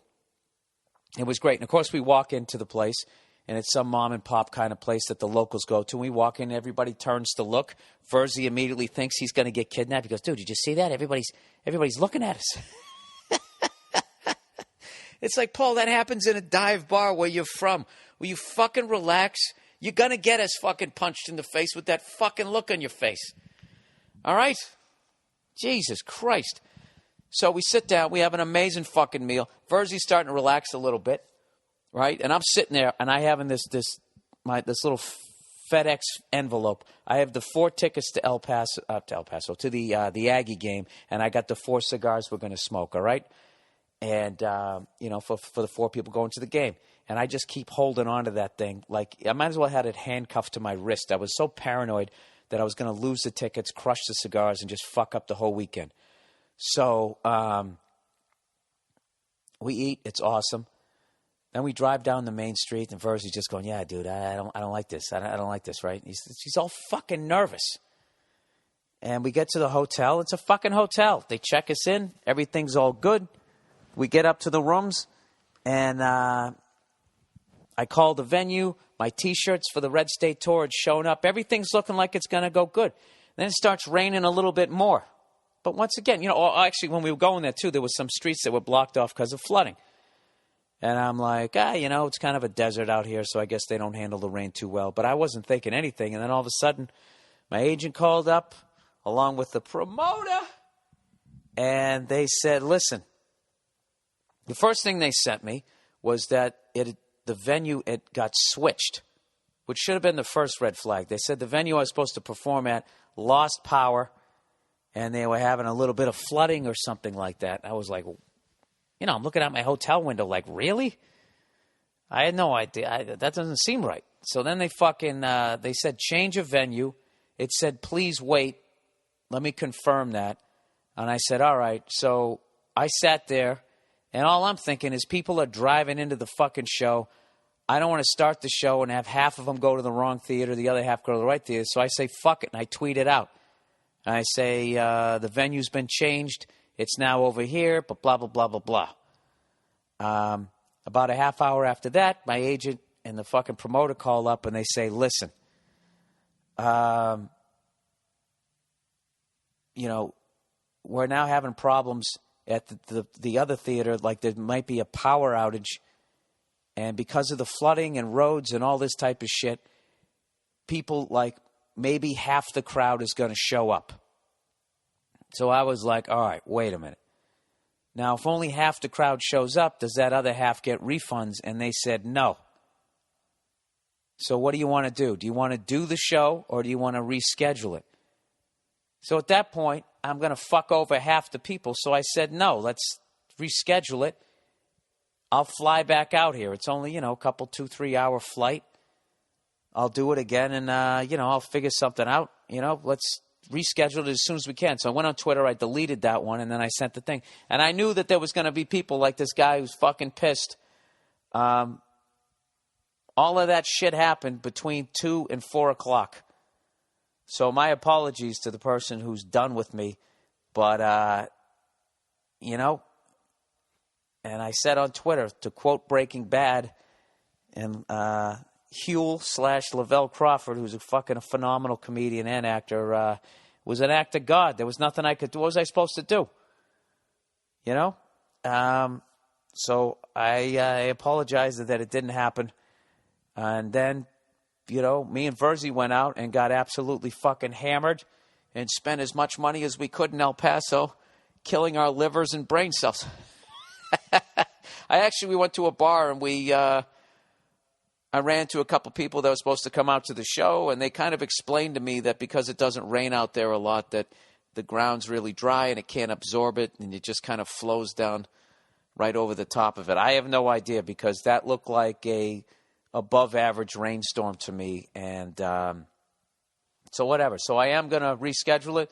Sir, if you are done with me, I understand, but it was not my fault. And the first time, I guess it was my fault because I chose an acting gig in a movie. But what am I supposed to do? I have to do that. That'd be like, sir, you were going to go to my fucking show, and all of a sudden the chick you always wanted to bang says, hey, you know what? You can hit it, but only tonight. What are you going to say? You're going to come and see my dumb, freckled redhead? You're not. So there you go. All right? So that's just the beginning, people, of my Texas trip, my trip to the great state of fucking Texas. All right, let's knock one of these things out here. People, a little advertising for the week. Dollar Shave Club, everybody. There are so many things in the world that irritate me. Raining in El Paso, Texas, that causes the shows to get canceled. This guy walking around telling everybody wherever the hell he lives that I'm a piece of shit and that I don't care about El Paso. I care about it, buddy. When you fly out of a smaller city, so they stick you on a smaller plane. So instead of taking 50 minutes, it now takes the same fucking 3 hours, so you might as well have just flown out of Dallas. That also irritates me. When so many things can irritate you, why add razors to the list? It's time to stop milking your razor blades, everybody. I know with brand name razors, you're used to paying outrageous prices and exhausting those razors until they start to look like rusty soda cans. It's time to move on. Dollar Shave Club delivers amazing quality blades to your door for just a few bucks a month. Never think about it again. They send a pack every month. For the love of God, can we fix this copy? I trip over that every damn week. They send a pack every month so you can change your blades every week. So it's a 4-pack. Give you a new blade every week. I love these guys, and your face will love them too. I don't love that copy, though. They've also got a new product called One Wipe Charlie's. People, you have to watch this video. It's hilarious. It's a butt wipe for men, and it's classy. Check out the video for that and sign up for your razors today. It's basically the poor man's bidet. What it is it's a baby wipe. One Wipe Charlie, baby. Go to dollarshaveclub.com/Burr, BURR. That's dollarshaveclub.com/Burr, BURR. Or go to BillBurr.com and click the Dollar Shave Club banner. Okay. Hulu Plus. I'm sure you've tried Hulu.com, everybody, but I want to talk to you about Hulu Plus. Hulu Plus lets you watch thousands of hit shows anytime, anywhere. Stream it on your TV or go with your smartphone or tablet.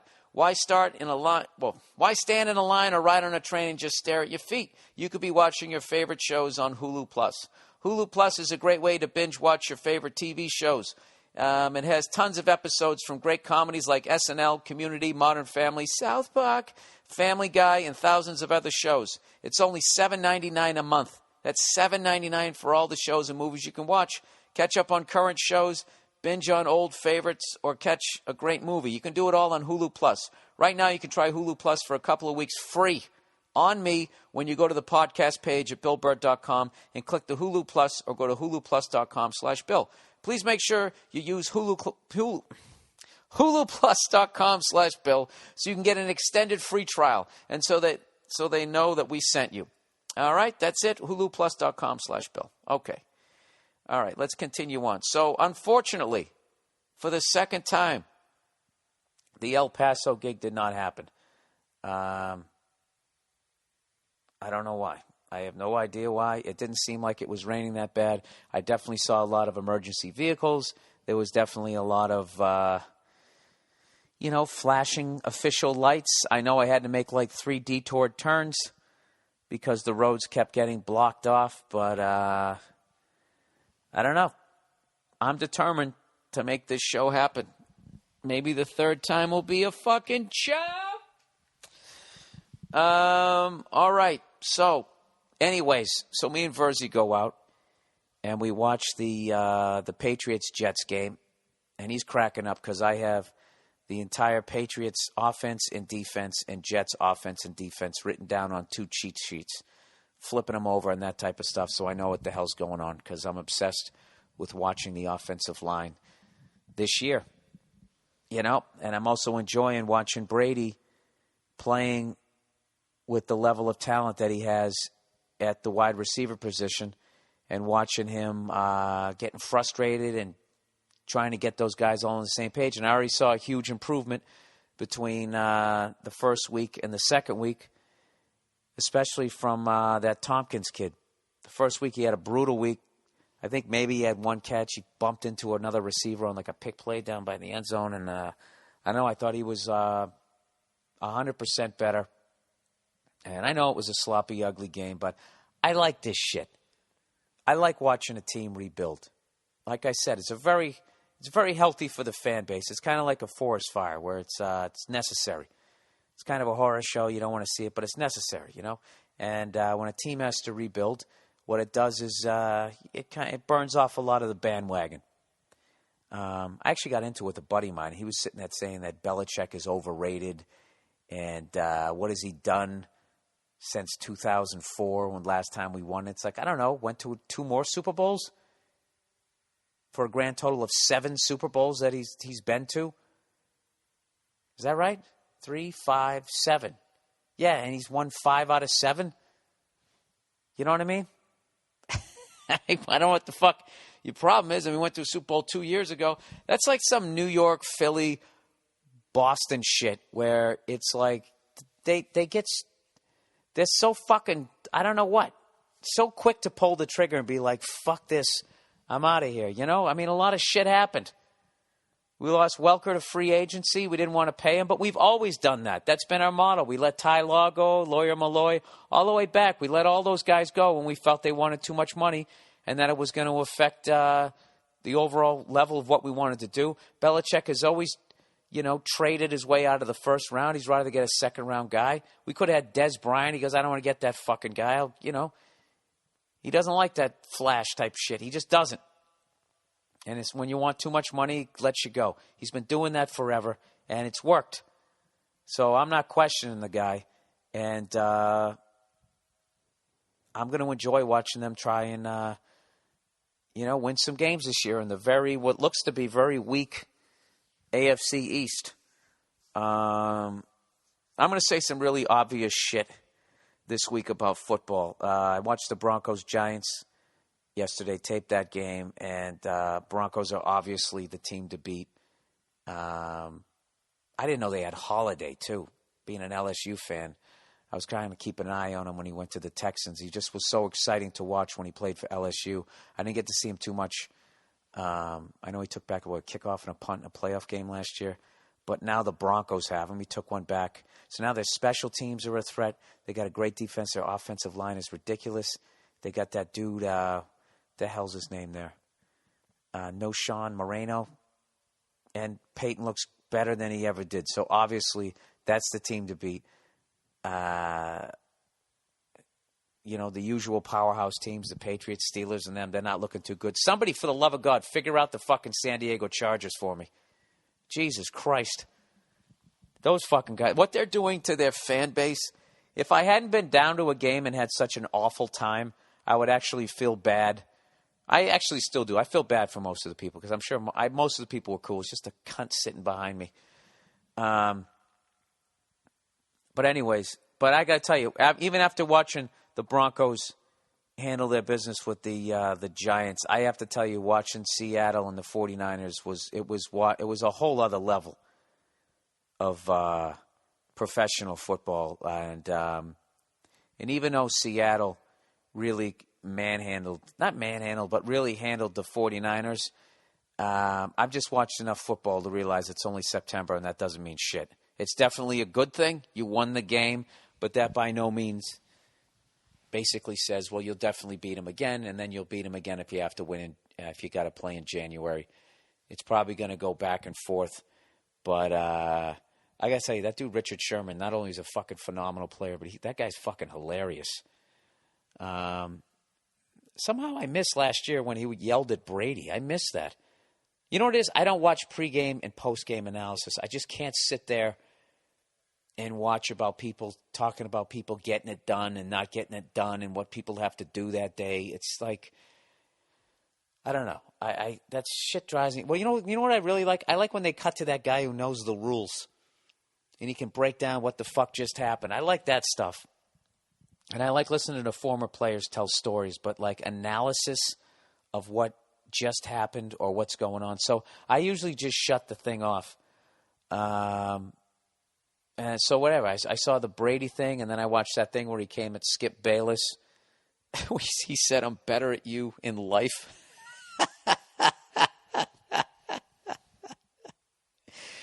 It said, I'm the top whatever in my field, and I would not put you in that level in broadcasting. And I just thought it was hilarious And I don't know. I thought he could have hit him even harder.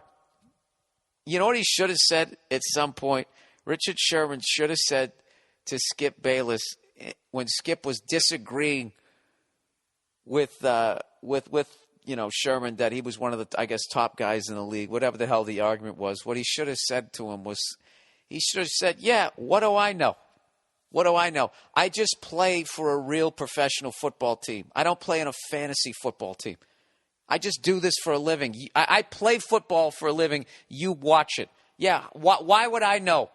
Why would I know better than you? Please, you sit there with your brand new knees and shoulders that have never been fucked up and your brain that's never been concussed because you never played a contact sport, you badminton playing jackass with your fucking game show host hair.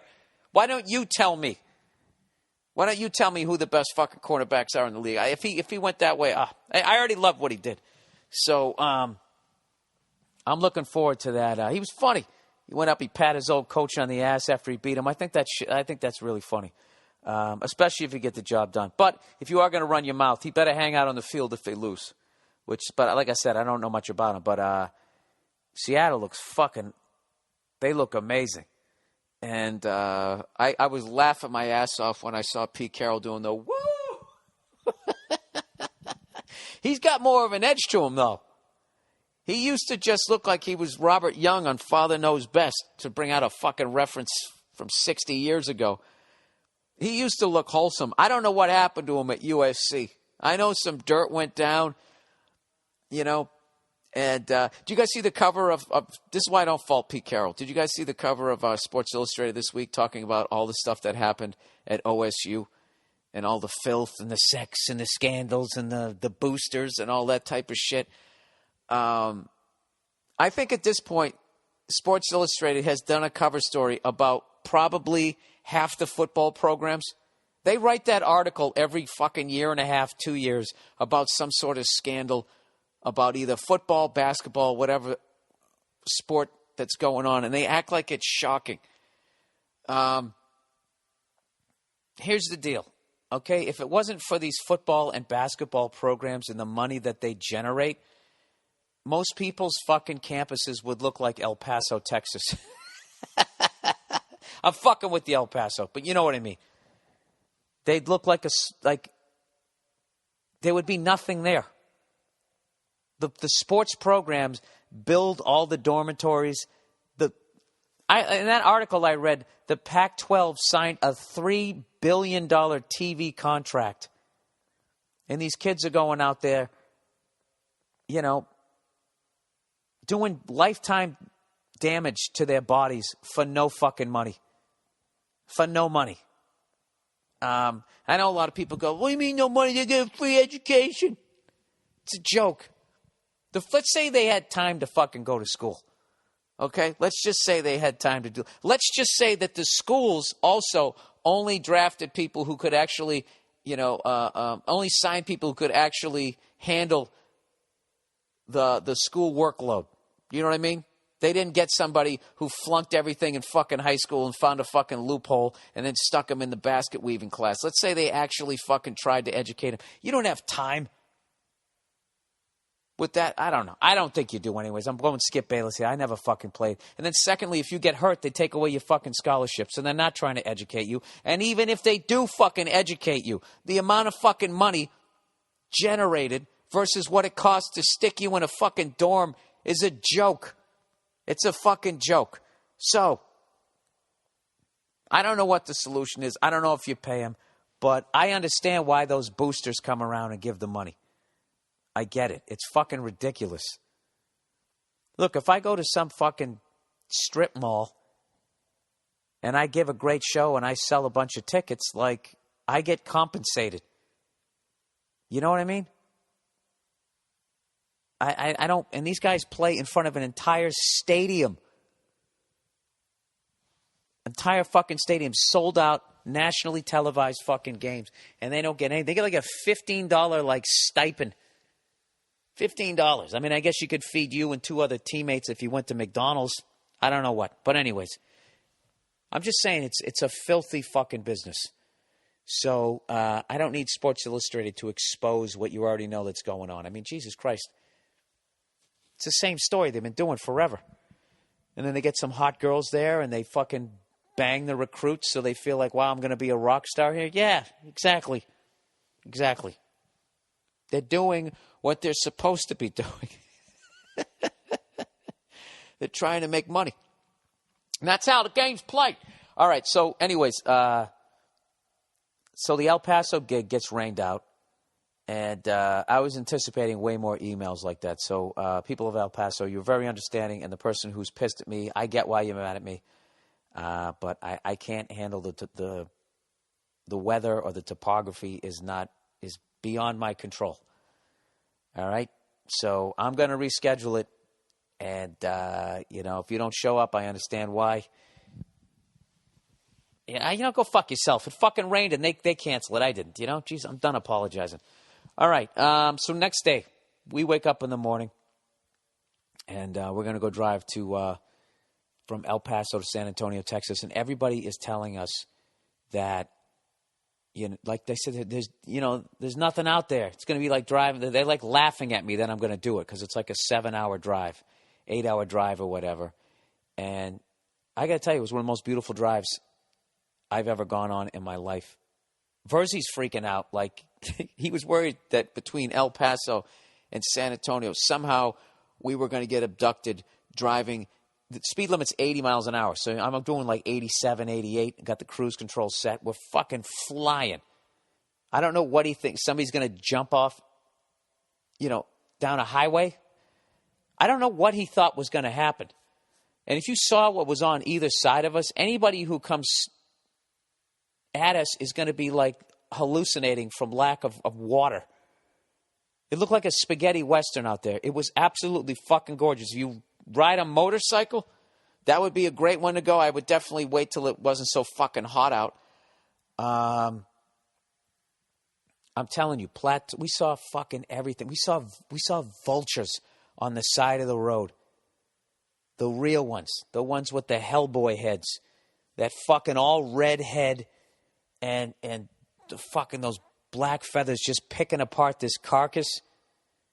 It was unbelievable. Absolutely gorgeous. It made you want to ride a horse. It was one of the great drives I've ever had. So underrated. El Paso, Texas, and then driving to San Antonio, Texas. It was a fucking great time. And people saying that there's, I guess, nothing out there to see basically means you can't go to a Subway sandwich. There's no mall. There's no outlets. There's no movie theater. That classic shit. Well, when I go out there, I can't see what I can already see here. Therefore, they ain't got nothing out there for me to see. I shouldn't have done that in a Southern accent because they appreciate the outdoors, those Southerners. Hell, half of them live in the outdoors, don't they? It is a stereotype. Sorry. So Verzi is enjoying. He's starting to enjoy Texas. I'm going, look at this, Paul. Every fucking twist and turn, going up and down the hill. Look at this valley. Look at that plateau. Look at that. I don't know. Look at those rocks. Look, just shit we're not going to see. And meanwhile, our buddy who's going to the game, he'd already arrived in San Antonio, and he thought we were driving. So he's like, dude, I'm already at the hotel bar. Where are you guys? So rather than text him back, we made him this fucking this video that we did it with two iPhones. We used the music on my iPhone, and I ran it through the radio. And then Verzi filmed it, and we did it in, I think it was 2 takes. The first take, the music was too loud, and then the second take was the one that we actually used. And he fucking laughed his balls off. It's a video from us to our buddy who's sitting in San Antonio, letting him know that we're driving and we're on our way. So definitely check that out. That'll be up on the podcast page, BillBurr.com. Check it out now. What am I saying? It's going to be up. It'll be up by the time you're listening to this, hopefully. So anyways, we're driving. And as far as finding places to stop, it's definitely slim pickings. So we ended up, we stopped at this Macdonald's. We had to get gas, and we just stopped at a fucking McDonald's. There was nothing else out there, any port in a storm. So we go in there. We walk in. And McDonald's is something. You know what I love about McDonald's? You know you shouldn't be eating it, so you always avoid it. But when you finally give in that you're going to eat it, there's a certain level of excitement where you're just like, all right, fuck it. If I'm going to eat it, I'm throwing it down. So I went in there. I haven't been in there in I can't remember the last time. And they got a triple cheeseburger. And it's like, absolutely, I'll take one of those fuckers. That's perfect. I'll take one of those. Give me a large fry. And then I got a water. That was my way of trying to be halfway healthy. Verzi orders like a fucking smoothie. I love it. At McDonald's, orders a fucking smoothie. Right? It's probably ground up like squirrel tail with some, I don't know what. So he orders that. So we're standing in line and we're waiting to get our food. And all of a sudden, Verzi just creeps up on me, gets right in my ear, and he just goes, dude, don't turn around. All right, don't look. But there is a guy right behind me, sitting down in a red shirt with the mustache, who is trying to fucking stare me down. He just, no joke, dude, he just gave me one of the most hardcore fucking stare down looks I've ever seen in my life. All right? So now he's got me fucking nervous. I'm like, what the fuck's he talking about? So I kind of do the pretending to stretch, and I glance over. And I look over at the guy, and he has like some sort of brain damage. Okay? He's sitting there. You know that Full Metal Jacket look where your head's kind of down so you're looking through the horizon of your eyebrows with your mouth hanging open? That's what he's doing. There's barely any brain activity. I don't know if he had some sort of head trauma or whatever. And then I kind of scan around him, and there's like 7 other adults with the same look on their face. And then I look, and there's two regular-looking adults, whatever adjective I use is going to be offensive. 2 adults with all their faculties. Obviously, they brought these people here in a van to fucking McDonald's. And I look at Paul, I'm like, dude, the guy's fucking idiot. He's got special needs. You should have seen the guy, though. He looked like fucking, Jack Nicholson in One Flew Over the Cuckoo's Nest when he fakes that he got the lobotomy. That's what the fuck this guy looked like. And so finally Verzi just starts laughing, and he realizes that he's being an idiot. And now he's so into Texas, we're driving for the rest of San Antonio. He's looking for a place to buy a cowboy hat and a couple of cap guns because he wants to make another fucking YouTube video of him standing on the side of the road of this highway on a rock, doing some shit about how he loves Texas. And this is the same fucking guy who, like, 2 hours earlier wanted to have a tire under the seat and some sort of fucking pistol to shoot whoever the fuck was going to kidnap us. So, I don't know. Long story short, then we got to San Antonio. We did that gig, had a great time, and I think I'm going to run out of time here because I got to read your letters. We ended up going to the next day. We go to the Aggie game, and we were coming up from Houston. We drove over to Houston. So we basically drove across the state of Texas on the 10, from El Paso all the way to Houston. And then in Houston, we fucking drove to a Walmart to meet this booze bus to drive us up. Now, they had 2 booze buses, an 8 in the morning and one at 11:30. Everybody jumped on the 8 in the morning because they wanted to get fucked up. We showed at the 11:30 one. It was like us, this older couple, and then a group of 4 people in the back, the whole bus to ourselves. And they were Alabama fans, and they were all cool as hell. And it was awesome, man. They had all these beers, and then they had like this, some brisket and beans and all this shit that they made for you. It was fucking great. We're chowing the food, we're slamming beers. We got the cigars, we got the tickets, we're ready to go. Drive up there. There's no fucking traffic because everybody's already there partying. And we pull into College Station. We see the stadium. We see everybody up there with the fucking Aggie colors on. I never noticed how much brighter red Alabama's colors are than the Aggies until you saw the 2 fans, standing together. It was fucking awesome. We had a great time. Going into the game, right as we got in there just right after the flyover, and Manziel was starting to drive down the field. And, dude, I got to tell you, when they scored those first 2 touchdowns, the stadium was going fucking crazy. Aggies go up 14-0. And, because we were thinking Alabama was going to win. I didn't think they were going to cover, but I was like, I think they're going to win. And he goes up 14-0, and they were shutting them down on defense. And then, it was one of the loudest stadiums I've fucking been in. And then all of a sudden, Oh, by the way, that whole fucking thing with the Seahawks fans trying to set the record to be the loudest crowd is one of the gayest things I think I've ever seen in my fucking life. You know, what are you guys doing? You know what that should... Somebody tweeted me that, and I said, well, you know, when you've never won a championship, you got to hang your hat on something. What is the purpose of that, Seattle fans? And you might win one this year. But as of right now, what are you guys doing? What is the do you guys have a team song? If it is, if it is, I have to guess it's basically this. We are the loudest, my friends. And we'll keep on screaming till we lose. Do, do, do, do. We are the loudest. We are the loudest. No time for winning, 'cause we are the loudest. Bum, bum. 'Cause the architect designed the building to make us sound louder. You're a bunch of cheaters up there. You're not louder than anybody else. You're not louder than those Aggie fans.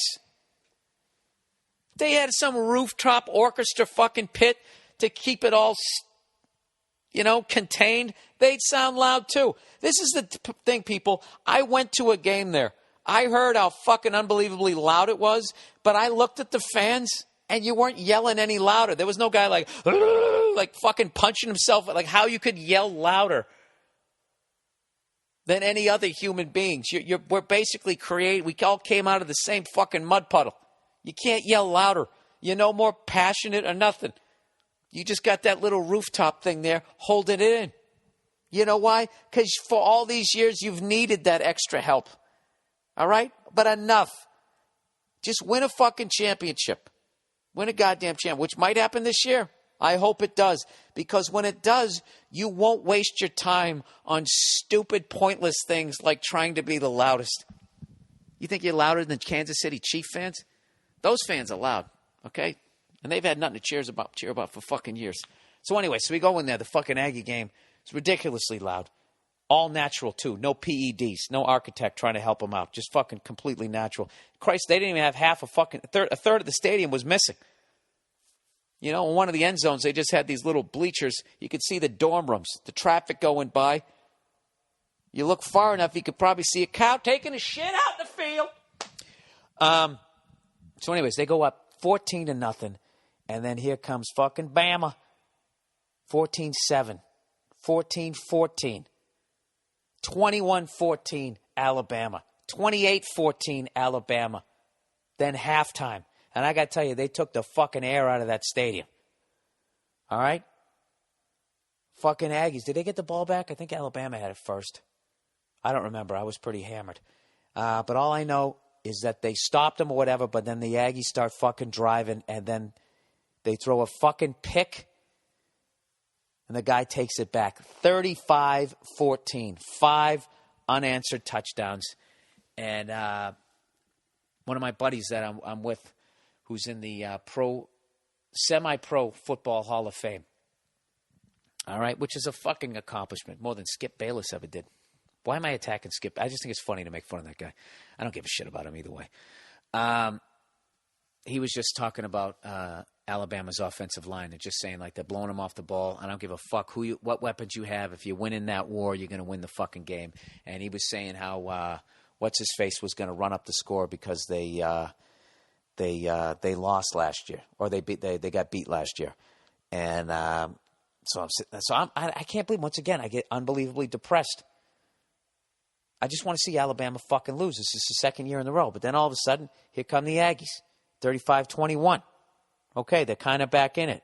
And then fucking Alabama scores 42-21. People start thinking it's over. But then the Aggies score again, 42-28. Then they finally got that number 4 in Alabama to fucking do something wrong all day. He fumbles the ball. They get the ball. They throw it to that number 13 kid. Fuck, I should know his name. The guy had like 290-something yards receiving.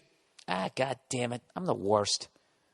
I really should know his name, and I should say the name of every fucking offensive lineman on Alabama. They were fucking unreal. Anyways, they're on like their own 6 or 5 yard line. He Johnny Football throws the thing like 50 yards, 13 catches it, stiff arms the dude covering him, and runs the rest of the way, a fucking like 96-yard touchdown. And now all of a sudden it's 42-35. It's like, what the fuck? Here come the goddamn Aggies. And then right when you think they're going to tie it up, this might go into overtime, fucking Alabama scores 49-35. And then the fucking Aggies come back, 49-42, and then that was it. And it was fucking over. How many? Tell me, what is that? 13 touchdowns. 13 touchdowns. The Aggies had over 600 yards in offense and still lost the game. I don't know. It was an unbelievable game. You owe it to yourself at some point. You got to go to College Station. Go take in an Aggie game. We didn't have time to hang out at the Dixie Chicken and all those places that look cool as hell because we had to catch the fucking bus going back. And, all right, as great as the bus was going back, it was an absolute shit show. I mean, coming up, it was great. Going back, it was an absolute fucking shit show. First of all, we get back to the thing, where we're supposed to meet. And everybody's breaking open brews. And at this point, I'm done with drinking, because I'm going to fucking fall asleep and I want to watch this fight. And I'm sitting there, and then this lady comes up to me, and she starts talking to my buddy. And he said something really nice about she asked him a question, and he said something really nice about his wife. Like, or she just said, what do you think about all these Aggie girls out here? And he goes, I'm married. I love my wife. I don't really look, but blah, blah, blah. And then she goes, good answer. Like, all of a sudden, like, he has to fucking get her fucking approval. And immediately I'm just like, cunt.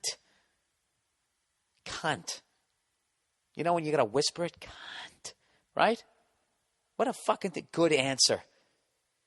It's like, and another thing, too, is nobody's talking to you. You just come fucking walking up, right? So she says to me, what are you doing here? I said, I'm just hanging out with my friends. We came out. She goes, is this your little guys' weekend out? Right? And I'm just like looking at it. And I just looked. I was like, no, it isn't. Who are you? Get the fuck out of here, Then she went over and she started throwing a football, and she could throw a football. So I think that I shouldn't have whispered cunt. She's cunt. She's not a cunt, right? She can throw a football. There's got to be something that's all right with her, right? So anyways, so this guy on the way up on the bus, like 30-year-old guy from Alabama, was a cool guy, funny guy and all that. Now he's completely loaded and is one of the biggest jerk-offs you're ever going to meet in your fucking life. And immediately he's like, you hanging here at College Station? You hanging here? You going to hang? Come on, you want to hang? Because there was two buses, the early one and the next one left for another 4 hours. Come on, man, let's hang here at College Station. You want to hang here at College Station?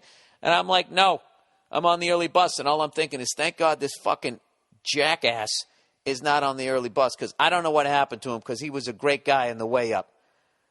Shut the shit with him almost for like the whole fucking ride up. We were all talking, his group and our group. It was totally cool. But I don't know, this fucking guy, one of those guys, add alcohol, he becomes a completely different person. So now we got to go meet this booze bus back. There's a bunch of people. I know it's going to be packed. And who comes walking up? This fucking shitbird, right? Well, no one else is hanging out, so we're taking the bus, right? We get on the bus. I sit down. Verzi sits next to me, and this fucking jerk-off and his buddy was cool. They sit right across from us. It's sort of diagonal. So immediately what I do, because it's pitch black out, the sun's gone down, I just close my eyes and I act like I'm sleeping, because I'm like, I'm not making contact with that fucking shit show, right? And our other buddy's sitting right in front of us. And this fucking guy, I'm telling you, the whole ride back would not shut up.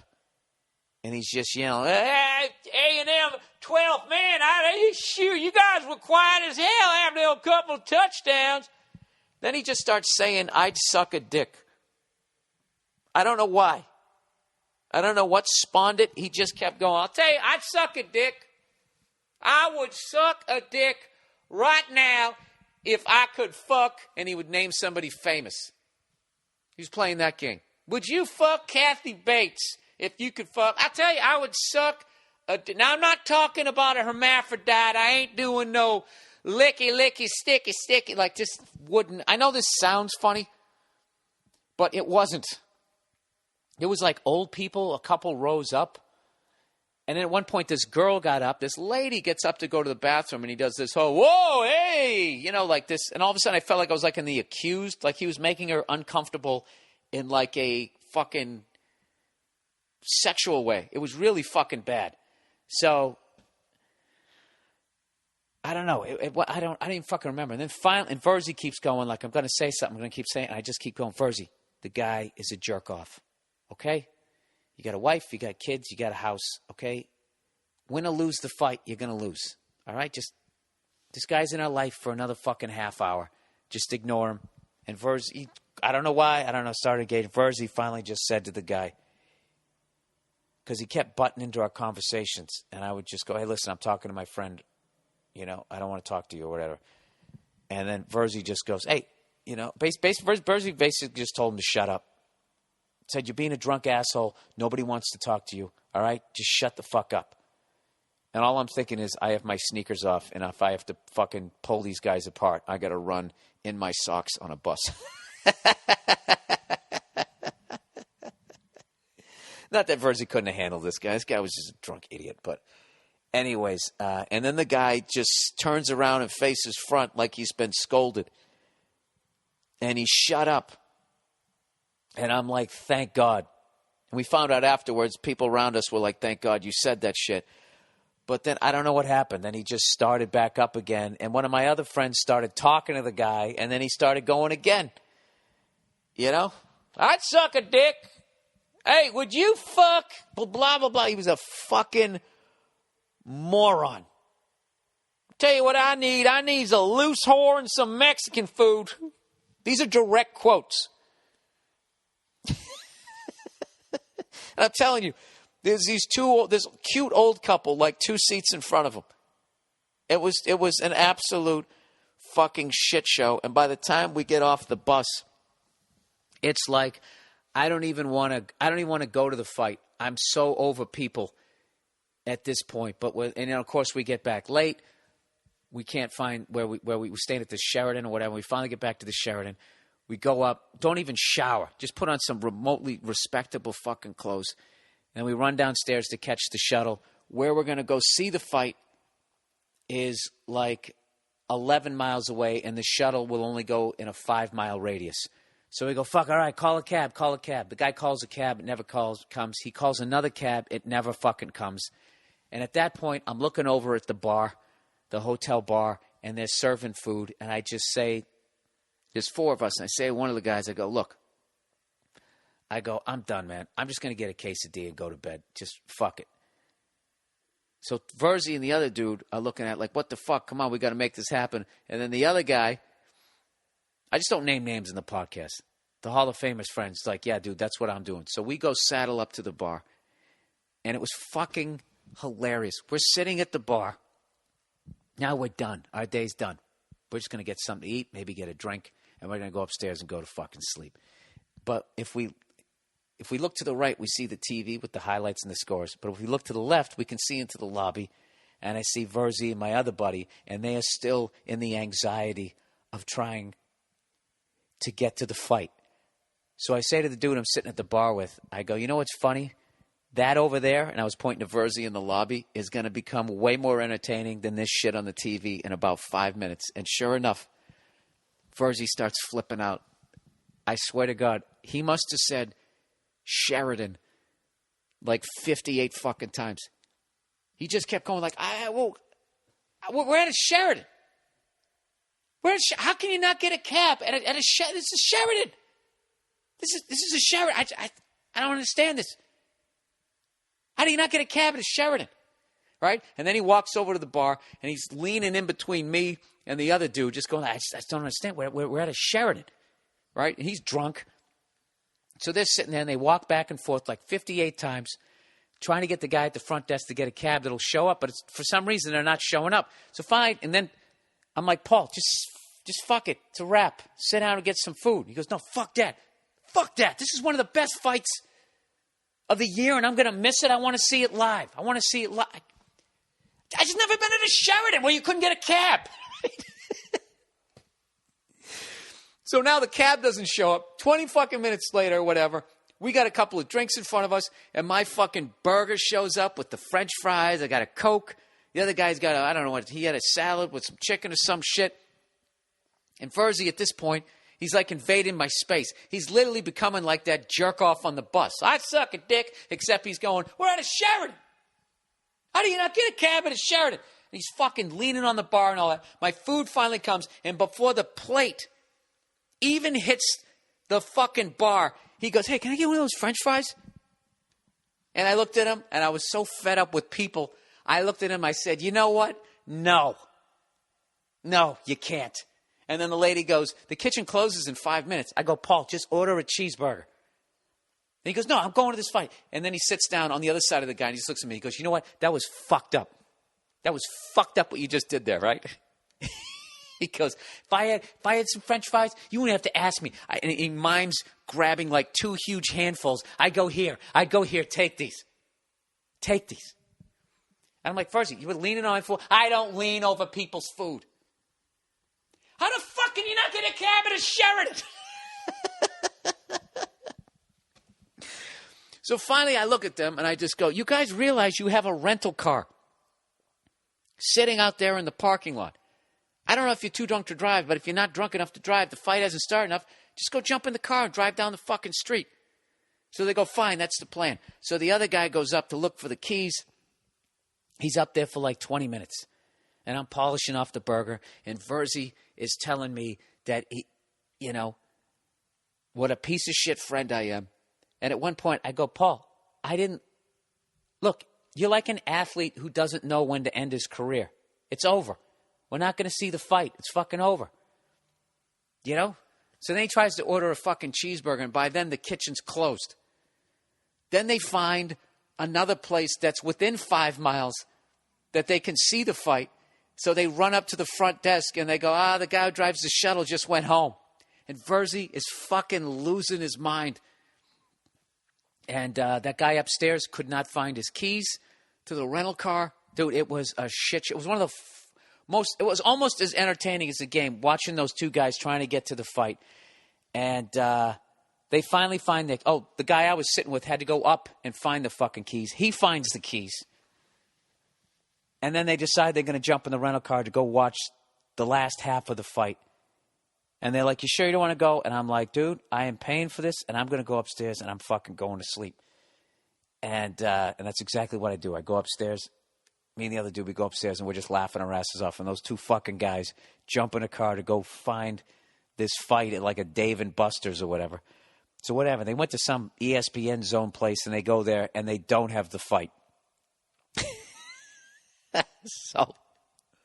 So the whole thing was a fucking wash. I'm laying in bed, right? Just about ready to fall asleep, just laughing my ass off and just thinking what a great game it was, what a wonderful drive it was and all that stuff, right? What a great weekend. And all of a sudden my phone buzzes and I get this picture and underneath it says pussies. And I fucking look at the picture, and it's a picture of Paul Verzi with a mug of beer. You can't even see his face. He's sucking it down. And I laughed, and I just texted him back, don't get arrested, because I'm going to have to get out and basically fucking bail you out. And then I fell asleep. I fall asleep, and like 3 hours later, I think I started dreaming about chainsaws out of nowhere, and then I fucking wake up, and Verzi's in the bed next to me.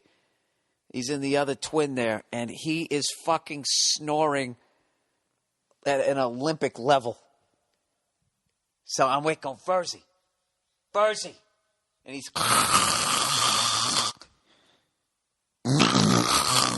like that. And I'm just like, Verzi, I'm fucking kicking the bed, and he's and I'm like, dude, you're snoring. Oh, I'm sorry. Right?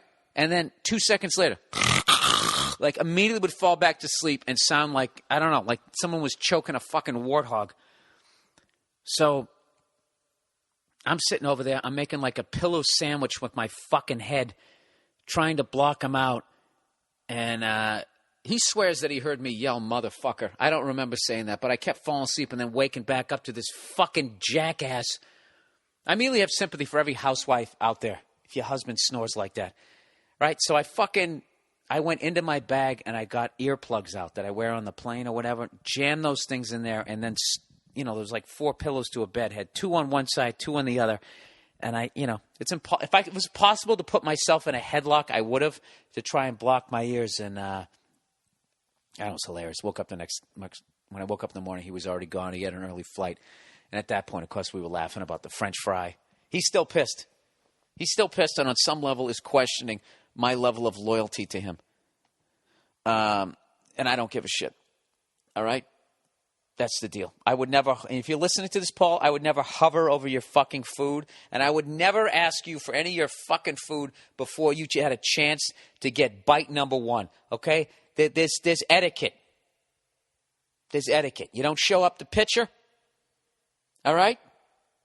You don't sit on somebody else's motorcycle. You don't play somebody else's drums without asking them. There's all kinds of stuff.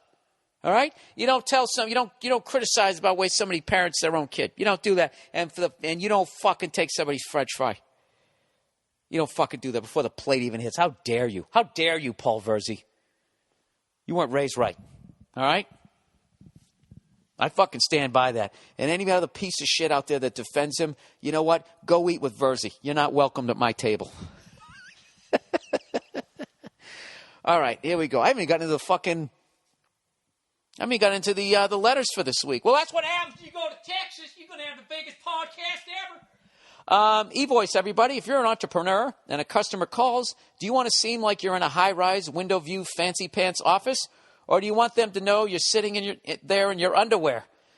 With eVoice, you can create the appearance of an entire building. Sales, customer support, tech support, you name it. The person on the other end of the line, they're not going to know what you're doing. Give your customers the royal treatment with eVoice. eVoice will forward business calls to your home, mobile, or any number you choose. Wherever you are, eVoice will find you. Don't have time to make a call? Don't have time to take a call. It's routed to your voicemail. No worries. And you can read it at your convenience as an email.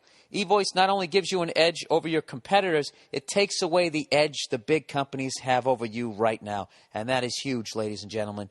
And right now, you can try eVoice for free for 30 days. How do you do it? Go to eVoice.com or just go to the podcast page at BillBurr.com and click on the eVoice banner. I hope you do it. Good luck starting your own business. All right, LegalZoom. A lot of pride comes along with starting your dream business. But think about the stress you'll feel if you don't take the right steps to legally protect your business and personal assets from the beginning. That's why I recommend LegalZoom.com. During the past 12 years, over 1 million business owners have trusted LegalZoom to help start their businesses. LegalZoom will save you a lot of time and a pile of money on startup costs. Plus, they'll provide solutions to help you run a successful business. LegalZoom can provide self-help services at your specific direction or connect you with an attorney, but they are not a legal law firm. Just go to LegalZoom.com today to see what's right for you. Form an LLC, get a DBA, incorporate, or form a nonprofit. All starting at just $99 a month. You can't beat that. Plus, you'll save even more when you enter Burr in the referral box at checkout. Please don't forget to do that. That's LegalZoom.com, promo code Burr, B-U-R-R. One more time, LegalZoom.com, promo code Burr. All right, there you have it. So those are my Texas stories. This has been the Texas Diaries, everybody. And as bummed, I can't say bummed now knowing that means ass raped in England. As sodomized as I felt.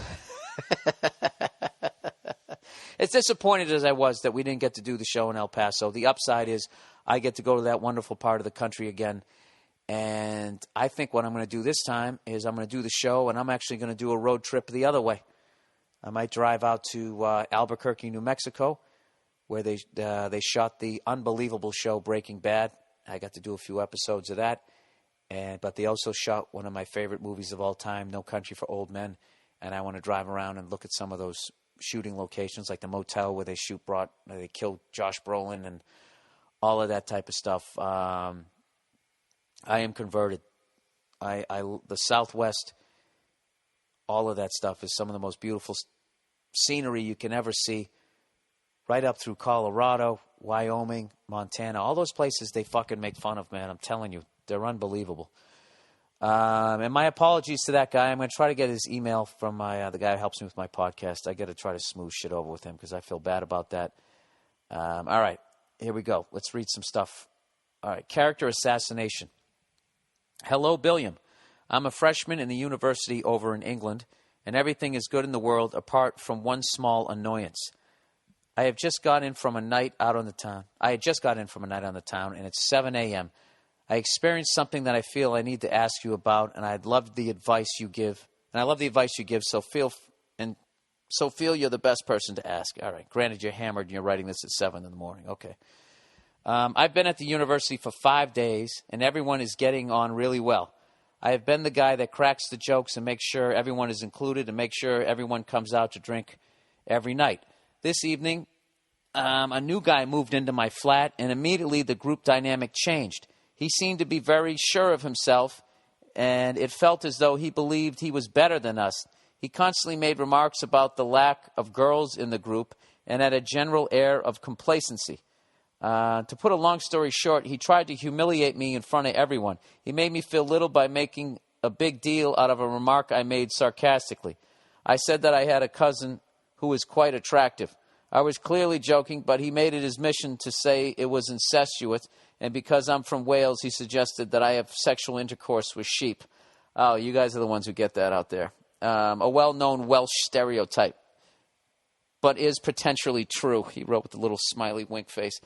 I sensed that the entire room knew I was joking and found it strange that he made such a big deal out of it, but due to his highly confident, almost cocky personality, they were scared to argue with. Well, you got to nip that in the butt. Yeah, you got to step to that guy immediately. Be like, dude, it's just a joke. Why do you keep talking about it? Do you secretly want to fuck a sheep? So you're trying to put it on me because your dick gets a little hard as you're talking about it? You fucking weirdo. Just you got to come at that guy. You know, you don't have to do like, dude, if you say that again, I'll fucking knock your teeth down your fucking throat. You don't have to go there yet. You don't have to. All right. Anyways, let's move on here. I sense the entire room, but blah blah blah blah blah. I explained myself for several minutes, and he continued to make a big deal out of nothing. And I feel most of the room agreed with me. Yeah, you were giving him like to a guy like that. That's a sign of weakness. For you to keep explaining. Where he goes, nah, I think you want to fuck a sheep. No, it was a joke. No, I was just, I thought you said you were all right, Spider. You're becoming Spider here. You can't do that. I felt like the best course of action was to punch him as hard as I could in the face. All right. I like that. Good move. I resisted the urge to punch him, and I removed myself from the situation, and as I have a feeling that the best way to deal with shitty people is to avoid them. Well, it depends on... Well, if avoiding him means not hanging out with the friends that you're making, you have to address it. Now, you don't need to punch him in the face, though. I'm just joking. The problem was that most of the room came with me as they felt I was in the right, thus isolating him on his first night. This is not what I wanted to happen. Dude, you got to stop being a people pleaser. He's being a cunt, and he needs to sit there and think about it. He said, this is not what I wanted to happen, as the first night in university is the hardest, and I didn't want to be the cause of his lonesomeness, even though it was somewhat self-inflicted. It was totally self-inflicted, sir. He goes, this made him dislike me more. And as we left to go out drinking in the nightclubs, he came up to me and locked me in the eyes and said, I hate you. Yeah, this guy's just an insecure cunt. He goes, I didn't know how to handle it, as I was not set out to make enemies, and he seemed to want to hate me. And I just say, all right, well, cool, all right. Well, we got that over quick. Enjoy your time at the university. We don't have to be friends. Have a nice evening. He goes, I feel like I've tried to be nice, but he has beef with me. Don't be nice to this guy. Fuck this guy. He goes, my question for you is, would you have left the room when the guy tried to humiliate you, or would punching him be the best option? All right, at this age, I wouldn't have left the room, and I would have given him shit, and I wouldn't have punched him in the face. At your age, I probably would have let him roll all over me, bully me, and then would have, for some reason, become friends with him and let him treat me like shit for the next 5 years of my fucking life. That's what I would have done at your age. So, that's basically what... You shouldn't avoid this guy. you shouldn't take any shit from this guy. This guy has got a lot of issues. He probably has a bad father or home situation, and he's basically in the beginnings of going out into the world and taking out his childhood on other people. So the only way he can do that to you is if you allow him to. You don't need to be friends with someone like that, but what you do need to do is you need to draw a line, and that guy has to respect the fact that he can't get out of line with you. All right? So if he comes up and says, I hate you, just be like, hey, there's nothing I can do about that. Have a nice evening. And he said, no, I really fucking hate you. And just be like, listen, dude, do you have a problem? Is there something, if you're going to do something, do what the fuck you feel you need to do, or get the fuck out of my face. And just leave it at that, because he's not going to throw a punch. And if he comes up and says, I hate you, he sounds like a fucking 7th grader. And it sounds like you have it in you to punch somebody in the face. And if you already know that about yourself, you don't have to prove it again. So don't go with violence, man. That's stupid advice. Just when he comes up and says, I hate you, just be like, yeah, all right. There's nothing I can do about it. It's unfortunate. I wish it wouldn't happen. I don't know what he wants out of you. But the biggest thing that I've gotten from this, because I can't tell you what to do, because I'd have to know a lot more about the situation as to how to handle that guy. But the biggest thing I got out of this is your need to try and make things better and be a people pleaser with someone who doesn't deserve that. You sound like a really nice guy, all right? And you know what happens to nice guys? They attract assholes, because people who don't tolerate assholes, they can't get in there. So some of the biggest cunts in the world hang out with some of the nicest fucking people in the world who don't know how to stick up for themselves in certain situations. So this is what I've told a couple people in my life. Make somebody earn how nice a person you are. Don't just be giving it away and just being nice to everybody. This guy hasn't earned it, so fuck him. All right? Fuck that guy. Don't take any shit from him, but don't allow that guy to make you mad. Yeah, and then you throw a punch, and then you got issues at school because this guy's a cunt and he had a bad dad. Fuck that. Fuck that. If he comes up and says he hates you again, just be like, dude, I got it. You already said that. I understand you don't like me.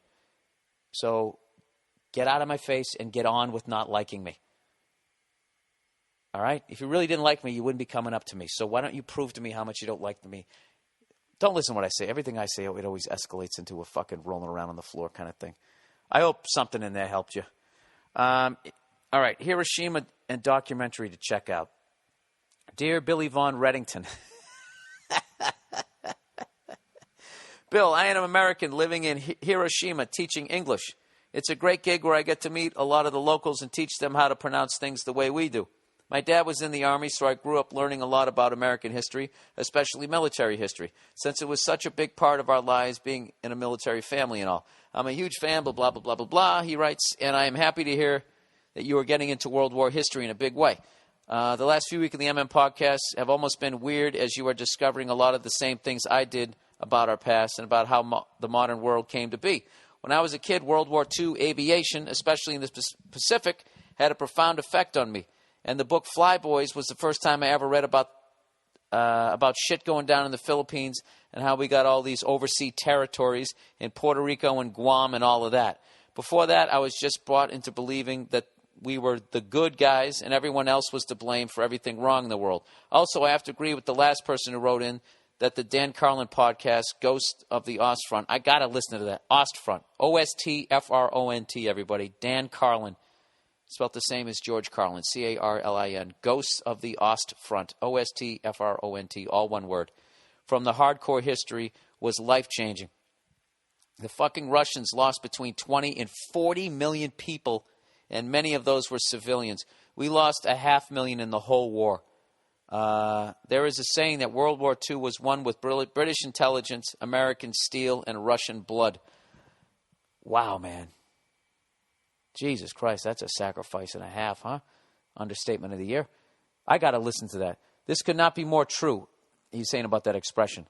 After the war, when we went to rebuilding Western Europe and the Russians basically occupied everything to make sure this shit never happened again. Let me read that sentence in a better way. After the war, we went to rebuilding Western Europe and the Russians basically occupied everything to make sure that this shit never happened again. All right. Now the Cold War, from the Russian side, makes total sense to me, and I think it will to you after you listen to the podcast. And also, I know you mentioned that you hate ancient shit before cowboys and Indians, but you have to check out the podcast also from Dan Carlin called Death Throes of the Roman Republic. Oh, dude, listen, if someone's going to tell me about it, I can listen to anything. But to sit down and read it, my brain doesn't work like that.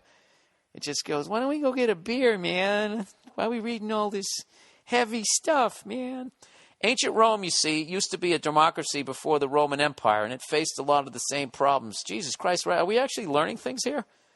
My God. All right, stay with me, people. I got a little more to read here.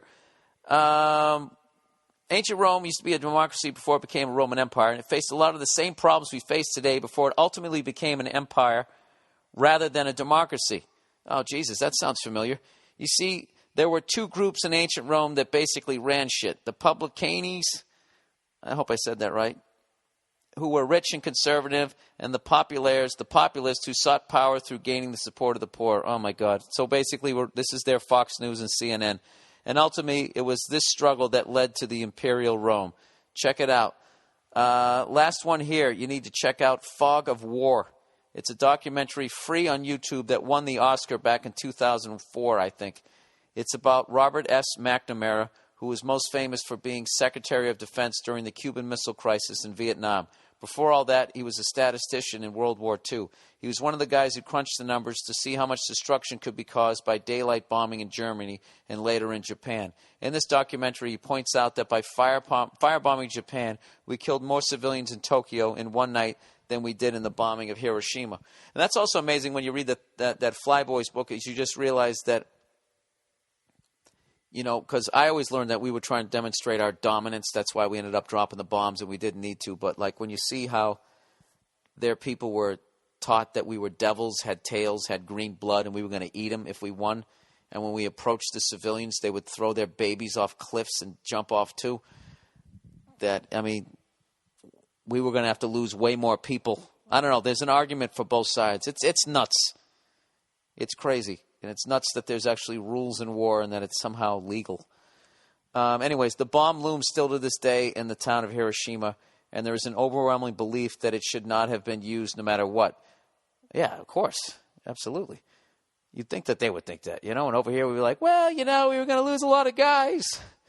But here they seem to miss a few things. First of all, a land invasion would have resulted in a million more Japanese dead, since they would not surrender and were told that the Americans would eat them and their families. Yeah, we read the same book. Second, if we had blockaded the island rather than invade or drop the A-bomb, millions would have starved to death. Last of all, and most often overlooked, is if the Allies had invaded Japan, then Russia would have invaded too. And just like in Europe, we would have given a large part of Japan to Russia to rule over. So northern Japan could have been like North Korea if we had dropped the bombs. I'm not a hippie, and I'm not writing from some idea that America is evil and our enemies did nothing wrong, but it is amazing to see how much was going on from all sides, good and bad, and it gives a richer, fuller version of what actually was going on all over the world at the time. Exactly. That's why I loved reading that book. I like, you know, that's why I like listening to people trash the Patriots. What is your viewpoint of this? How do you look at it? You know, you got to listen to some of that, right? Anyways, love the podcast. Come to Hiroshima to the Bomb Museum sometimes for a pretty sobering history. Keep up. Oh, I'll definitely do that someday. Keep it up, and most of all, go fuck yourself. All right. It's probably the most intelligent thing that's ever been uttered. And of course, it was written by somebody else. All right, I'm plowing through all of this, people. We got a couple more to go. Henry Kissinger. Dear Billy West wins. Billy West, the great voiceover guy. One of the voices of Ren and Stimpy. I mean, he might have done both, right? Stimpy, you idiot. You don't deserve to live. Sorry, terrible impression. Do you know how evil Kissinger is? The man is a war criminal. He carpet-bombed Cambodia, oversaw the coup in Chile that practically destroyed their great nation, jacked off to the dropping of Agent Orange all over Vietnam. Okay, this is very slanderous, sir. He's pure evil. He's a Zionist who believes in ethnic cleansing and has gone on record promoting policy that promote depopulation. Not the, hey, everyone's cool. What? Not the, hey, everyone cool it on the fucking depopulation. More like, let's get guys to fight those guys both sides. We'll have civilians die and go hungry. I think you've left out some words in that. He goes, I'm Jewish. I love Jews, the good ones. I love all people, no matter their religion. I've been to Israel and believe it is a beautiful and moving place. But the state of Israel is pure evil. Not the people, the government. My father worked for a company that did business with the Israeli government. That's all I can say about his business, but I can say that he was privy to some insane things, the type of things that make you lose sleep. The main objective in almost all policy he saw was to create money and wealth for the few families that run Israel. True Judaism and love for the religion is almost obsolete when you get high enough in power. Yeah, that's kind of true everywhere. Kind of all goes out the window once you get to that eyes wide shut level. The heads of the state use Judaism as a way of silencing anyone who questions their actions, where we use support the troops. Call someone an anti-Semite and see how quickly they shut up. Call a Jew an anti-Zionist, and it's the same thing. They shut up. Us Jews have suffered, but so have lots of people who can't be quantified into that group. Anyways, fuck Kissinger. All right, well, I guess I have some reading up on to do on that. That's one man's opinion. But I mean, it doesn't at all just, if you start reading about it, it all just seems to be the same story over and over again, because we really are all the same. And I think that, like, you know, just once you go beyond a certain level of power, I think there's maybe a handful of people in the world that can handle it. And the rest of us start to feel like we're godlike. And we start summoning people to come in and give us blowjobs. Drinking wine out of some yak's bladder or however the fuck they did that. That's disgusting. All right. Last but not least, I probably shouldn't fuck her. Hey there, Kubi the freckle-faced kid. Hey, how cool was it last week where they gave my character a first name? I don't want to ruin anything, but I was sitting there on pins and needles watching that stuff. And by the way, if you're up to date, I'm not going to ruin anything on Breaking Bad, but I'm asking this people outside the United States, because I don't know of any United States show that has ever been better than Breaking Bad. My stomach has been an absolute knots watching the show. And each week, it just keeps getting ratcheted higher and higher.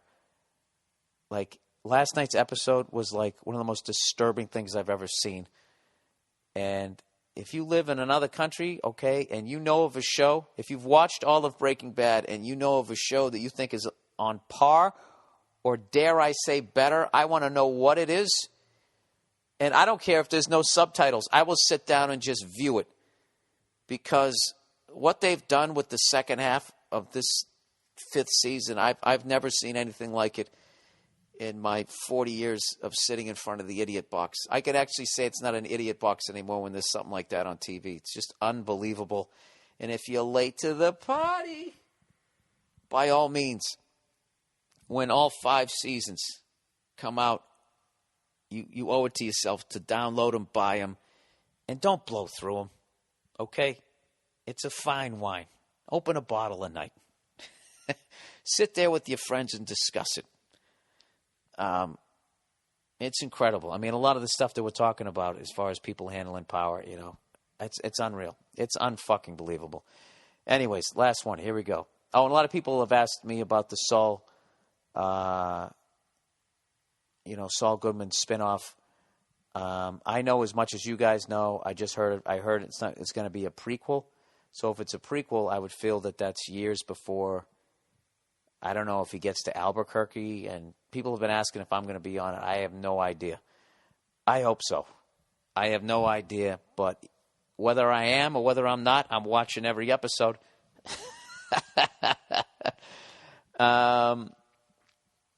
Anyway, if it's a prequel, shouldn't I come in at like the very last one?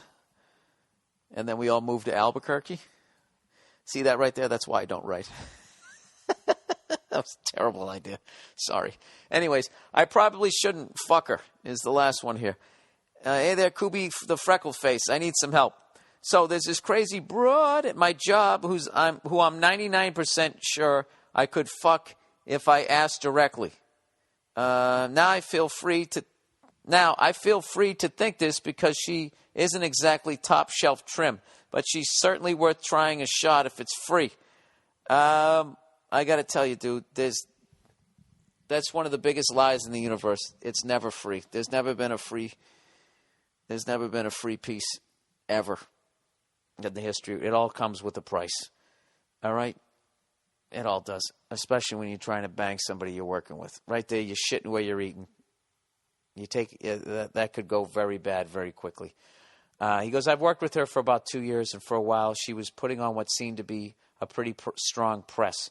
Excessive hanging out at my desk, finding random ways to mess with me, laughing at anything I do, office flirty bullshit. Well, maybe she likes you. She might actually like you. See, this is the way a guy looks at, she wants to suck my dick, right? So she's going to be sitting there thinking you're making love, and you're like, can I come in your mouth, right? And then you treat her like, I'm telling you, that's how shit starts. So anyways, then I launched a passive attempt to smash, told her we should get drinks. Oh, no, dude. Just the way you talk about women, which is hilarious coming from me, but the way, and totally hypocritical, the way you talk about women, like this is not going to end well. I told her we should get drinks. We went out to catch a movie after work, but didn't make a major move because of fear of her having a story to tell the office about rejecting me. Very smart. Nothing happened, and things cooled way off. Long story short, since then she's exhibited advanced signs of female dementia. Well, before I go any further, I'm going to guess that because you didn't make a move, she thought that, he went out to see what kind of a person I am and was expecting maybe a follow-up date, and when it didn't happen, that's sending her the signal that you didn't like something about her. So maybe now that's why she's distant. I don't know. He said the worst one being an incident where she invited me to hang out with her, and I taught her how to rip a bong. All right, this went a totally different direction. She got unreasonably high and wound up locking herself in the bathroom, calling her mom to say how she invited me over, got high, and was worried I was going to take advantage of her. Her mom was about to call the cops, but she did stop her. For what it's worth, I'm 6'5", 200-pound black guy, and she's a small Asian girl, so I really saw a bad end to that storyline. Oh, Jesus Christ, absolutely. So we are now back to normal with her being a 200-proof bottle of crazy and me wondering if the crazy to good pussy positive correlation holds true. That's fucking hilarious. If I figure she can't get any crazier, and if I just ask directly, we can eliminate the chance of confusion and calls to the police.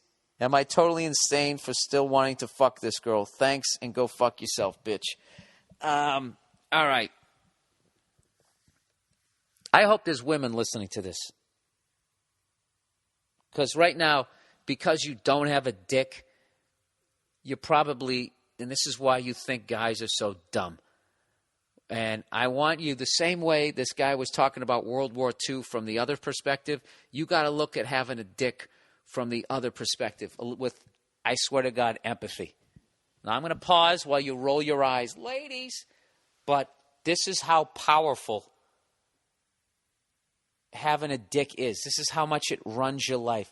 Like the amount of shit that just got shot across the bow of this guy's dick. Okay? And he's still thinking like, I think I can make it. What if I just said, hey, you want to fuck? And we just fucked. I could somehow get this urge out of me. And then I could then go back to work. You know what's funny, sir, is the fact that if you fuck this girl, and if it is as good as you think it's going to be, like you're going to be able to go back, to work and where you're never going to bang again. You already know this girl is fucking nuts. All right? I'm removed from the situation. I haven't seen her, so I don't have any desire for you. I could tell you 100%, do not, repeat, do not fuck this girl. Stand down, sir. Abort. What other military? Rub one out before you go to work. Okay? Go out. You know what? Go out and find some other crazy fucking woman that you don't have to see at work. Okay? That's it. That's it. All right? Do not do it. Yeah, you're not totally insane for fucking this woman. If you didn't have a dick, you would be. But you do have a dick, so I understand. Because God knows I've made never-ending mistakes with my dick. Trust me. All right? And by the time you figure out your dick, women don't want to fuck you anymore anyways, so it's pointless. So I'm trying to fucking fast forward you to where the hell I'm at. Hour and 30-minute podcast. This might be one of the longest ones ever. All right, that's the podcast this week, everybody. Before I do the little wrap-up here, I want to just let you guys know where I'm going to be this week. Hang on a second. Hang on. Bill. You cunt. I can't even type with two hands. Forget about one finger. All right, official website. Bing, bang, boom. I know where I'm going to be. I'm going to be in West Virginia, Pittsburgh, and Toronto this weekend. This week, I should say. So let's see if I can get the... all right, on September 18th.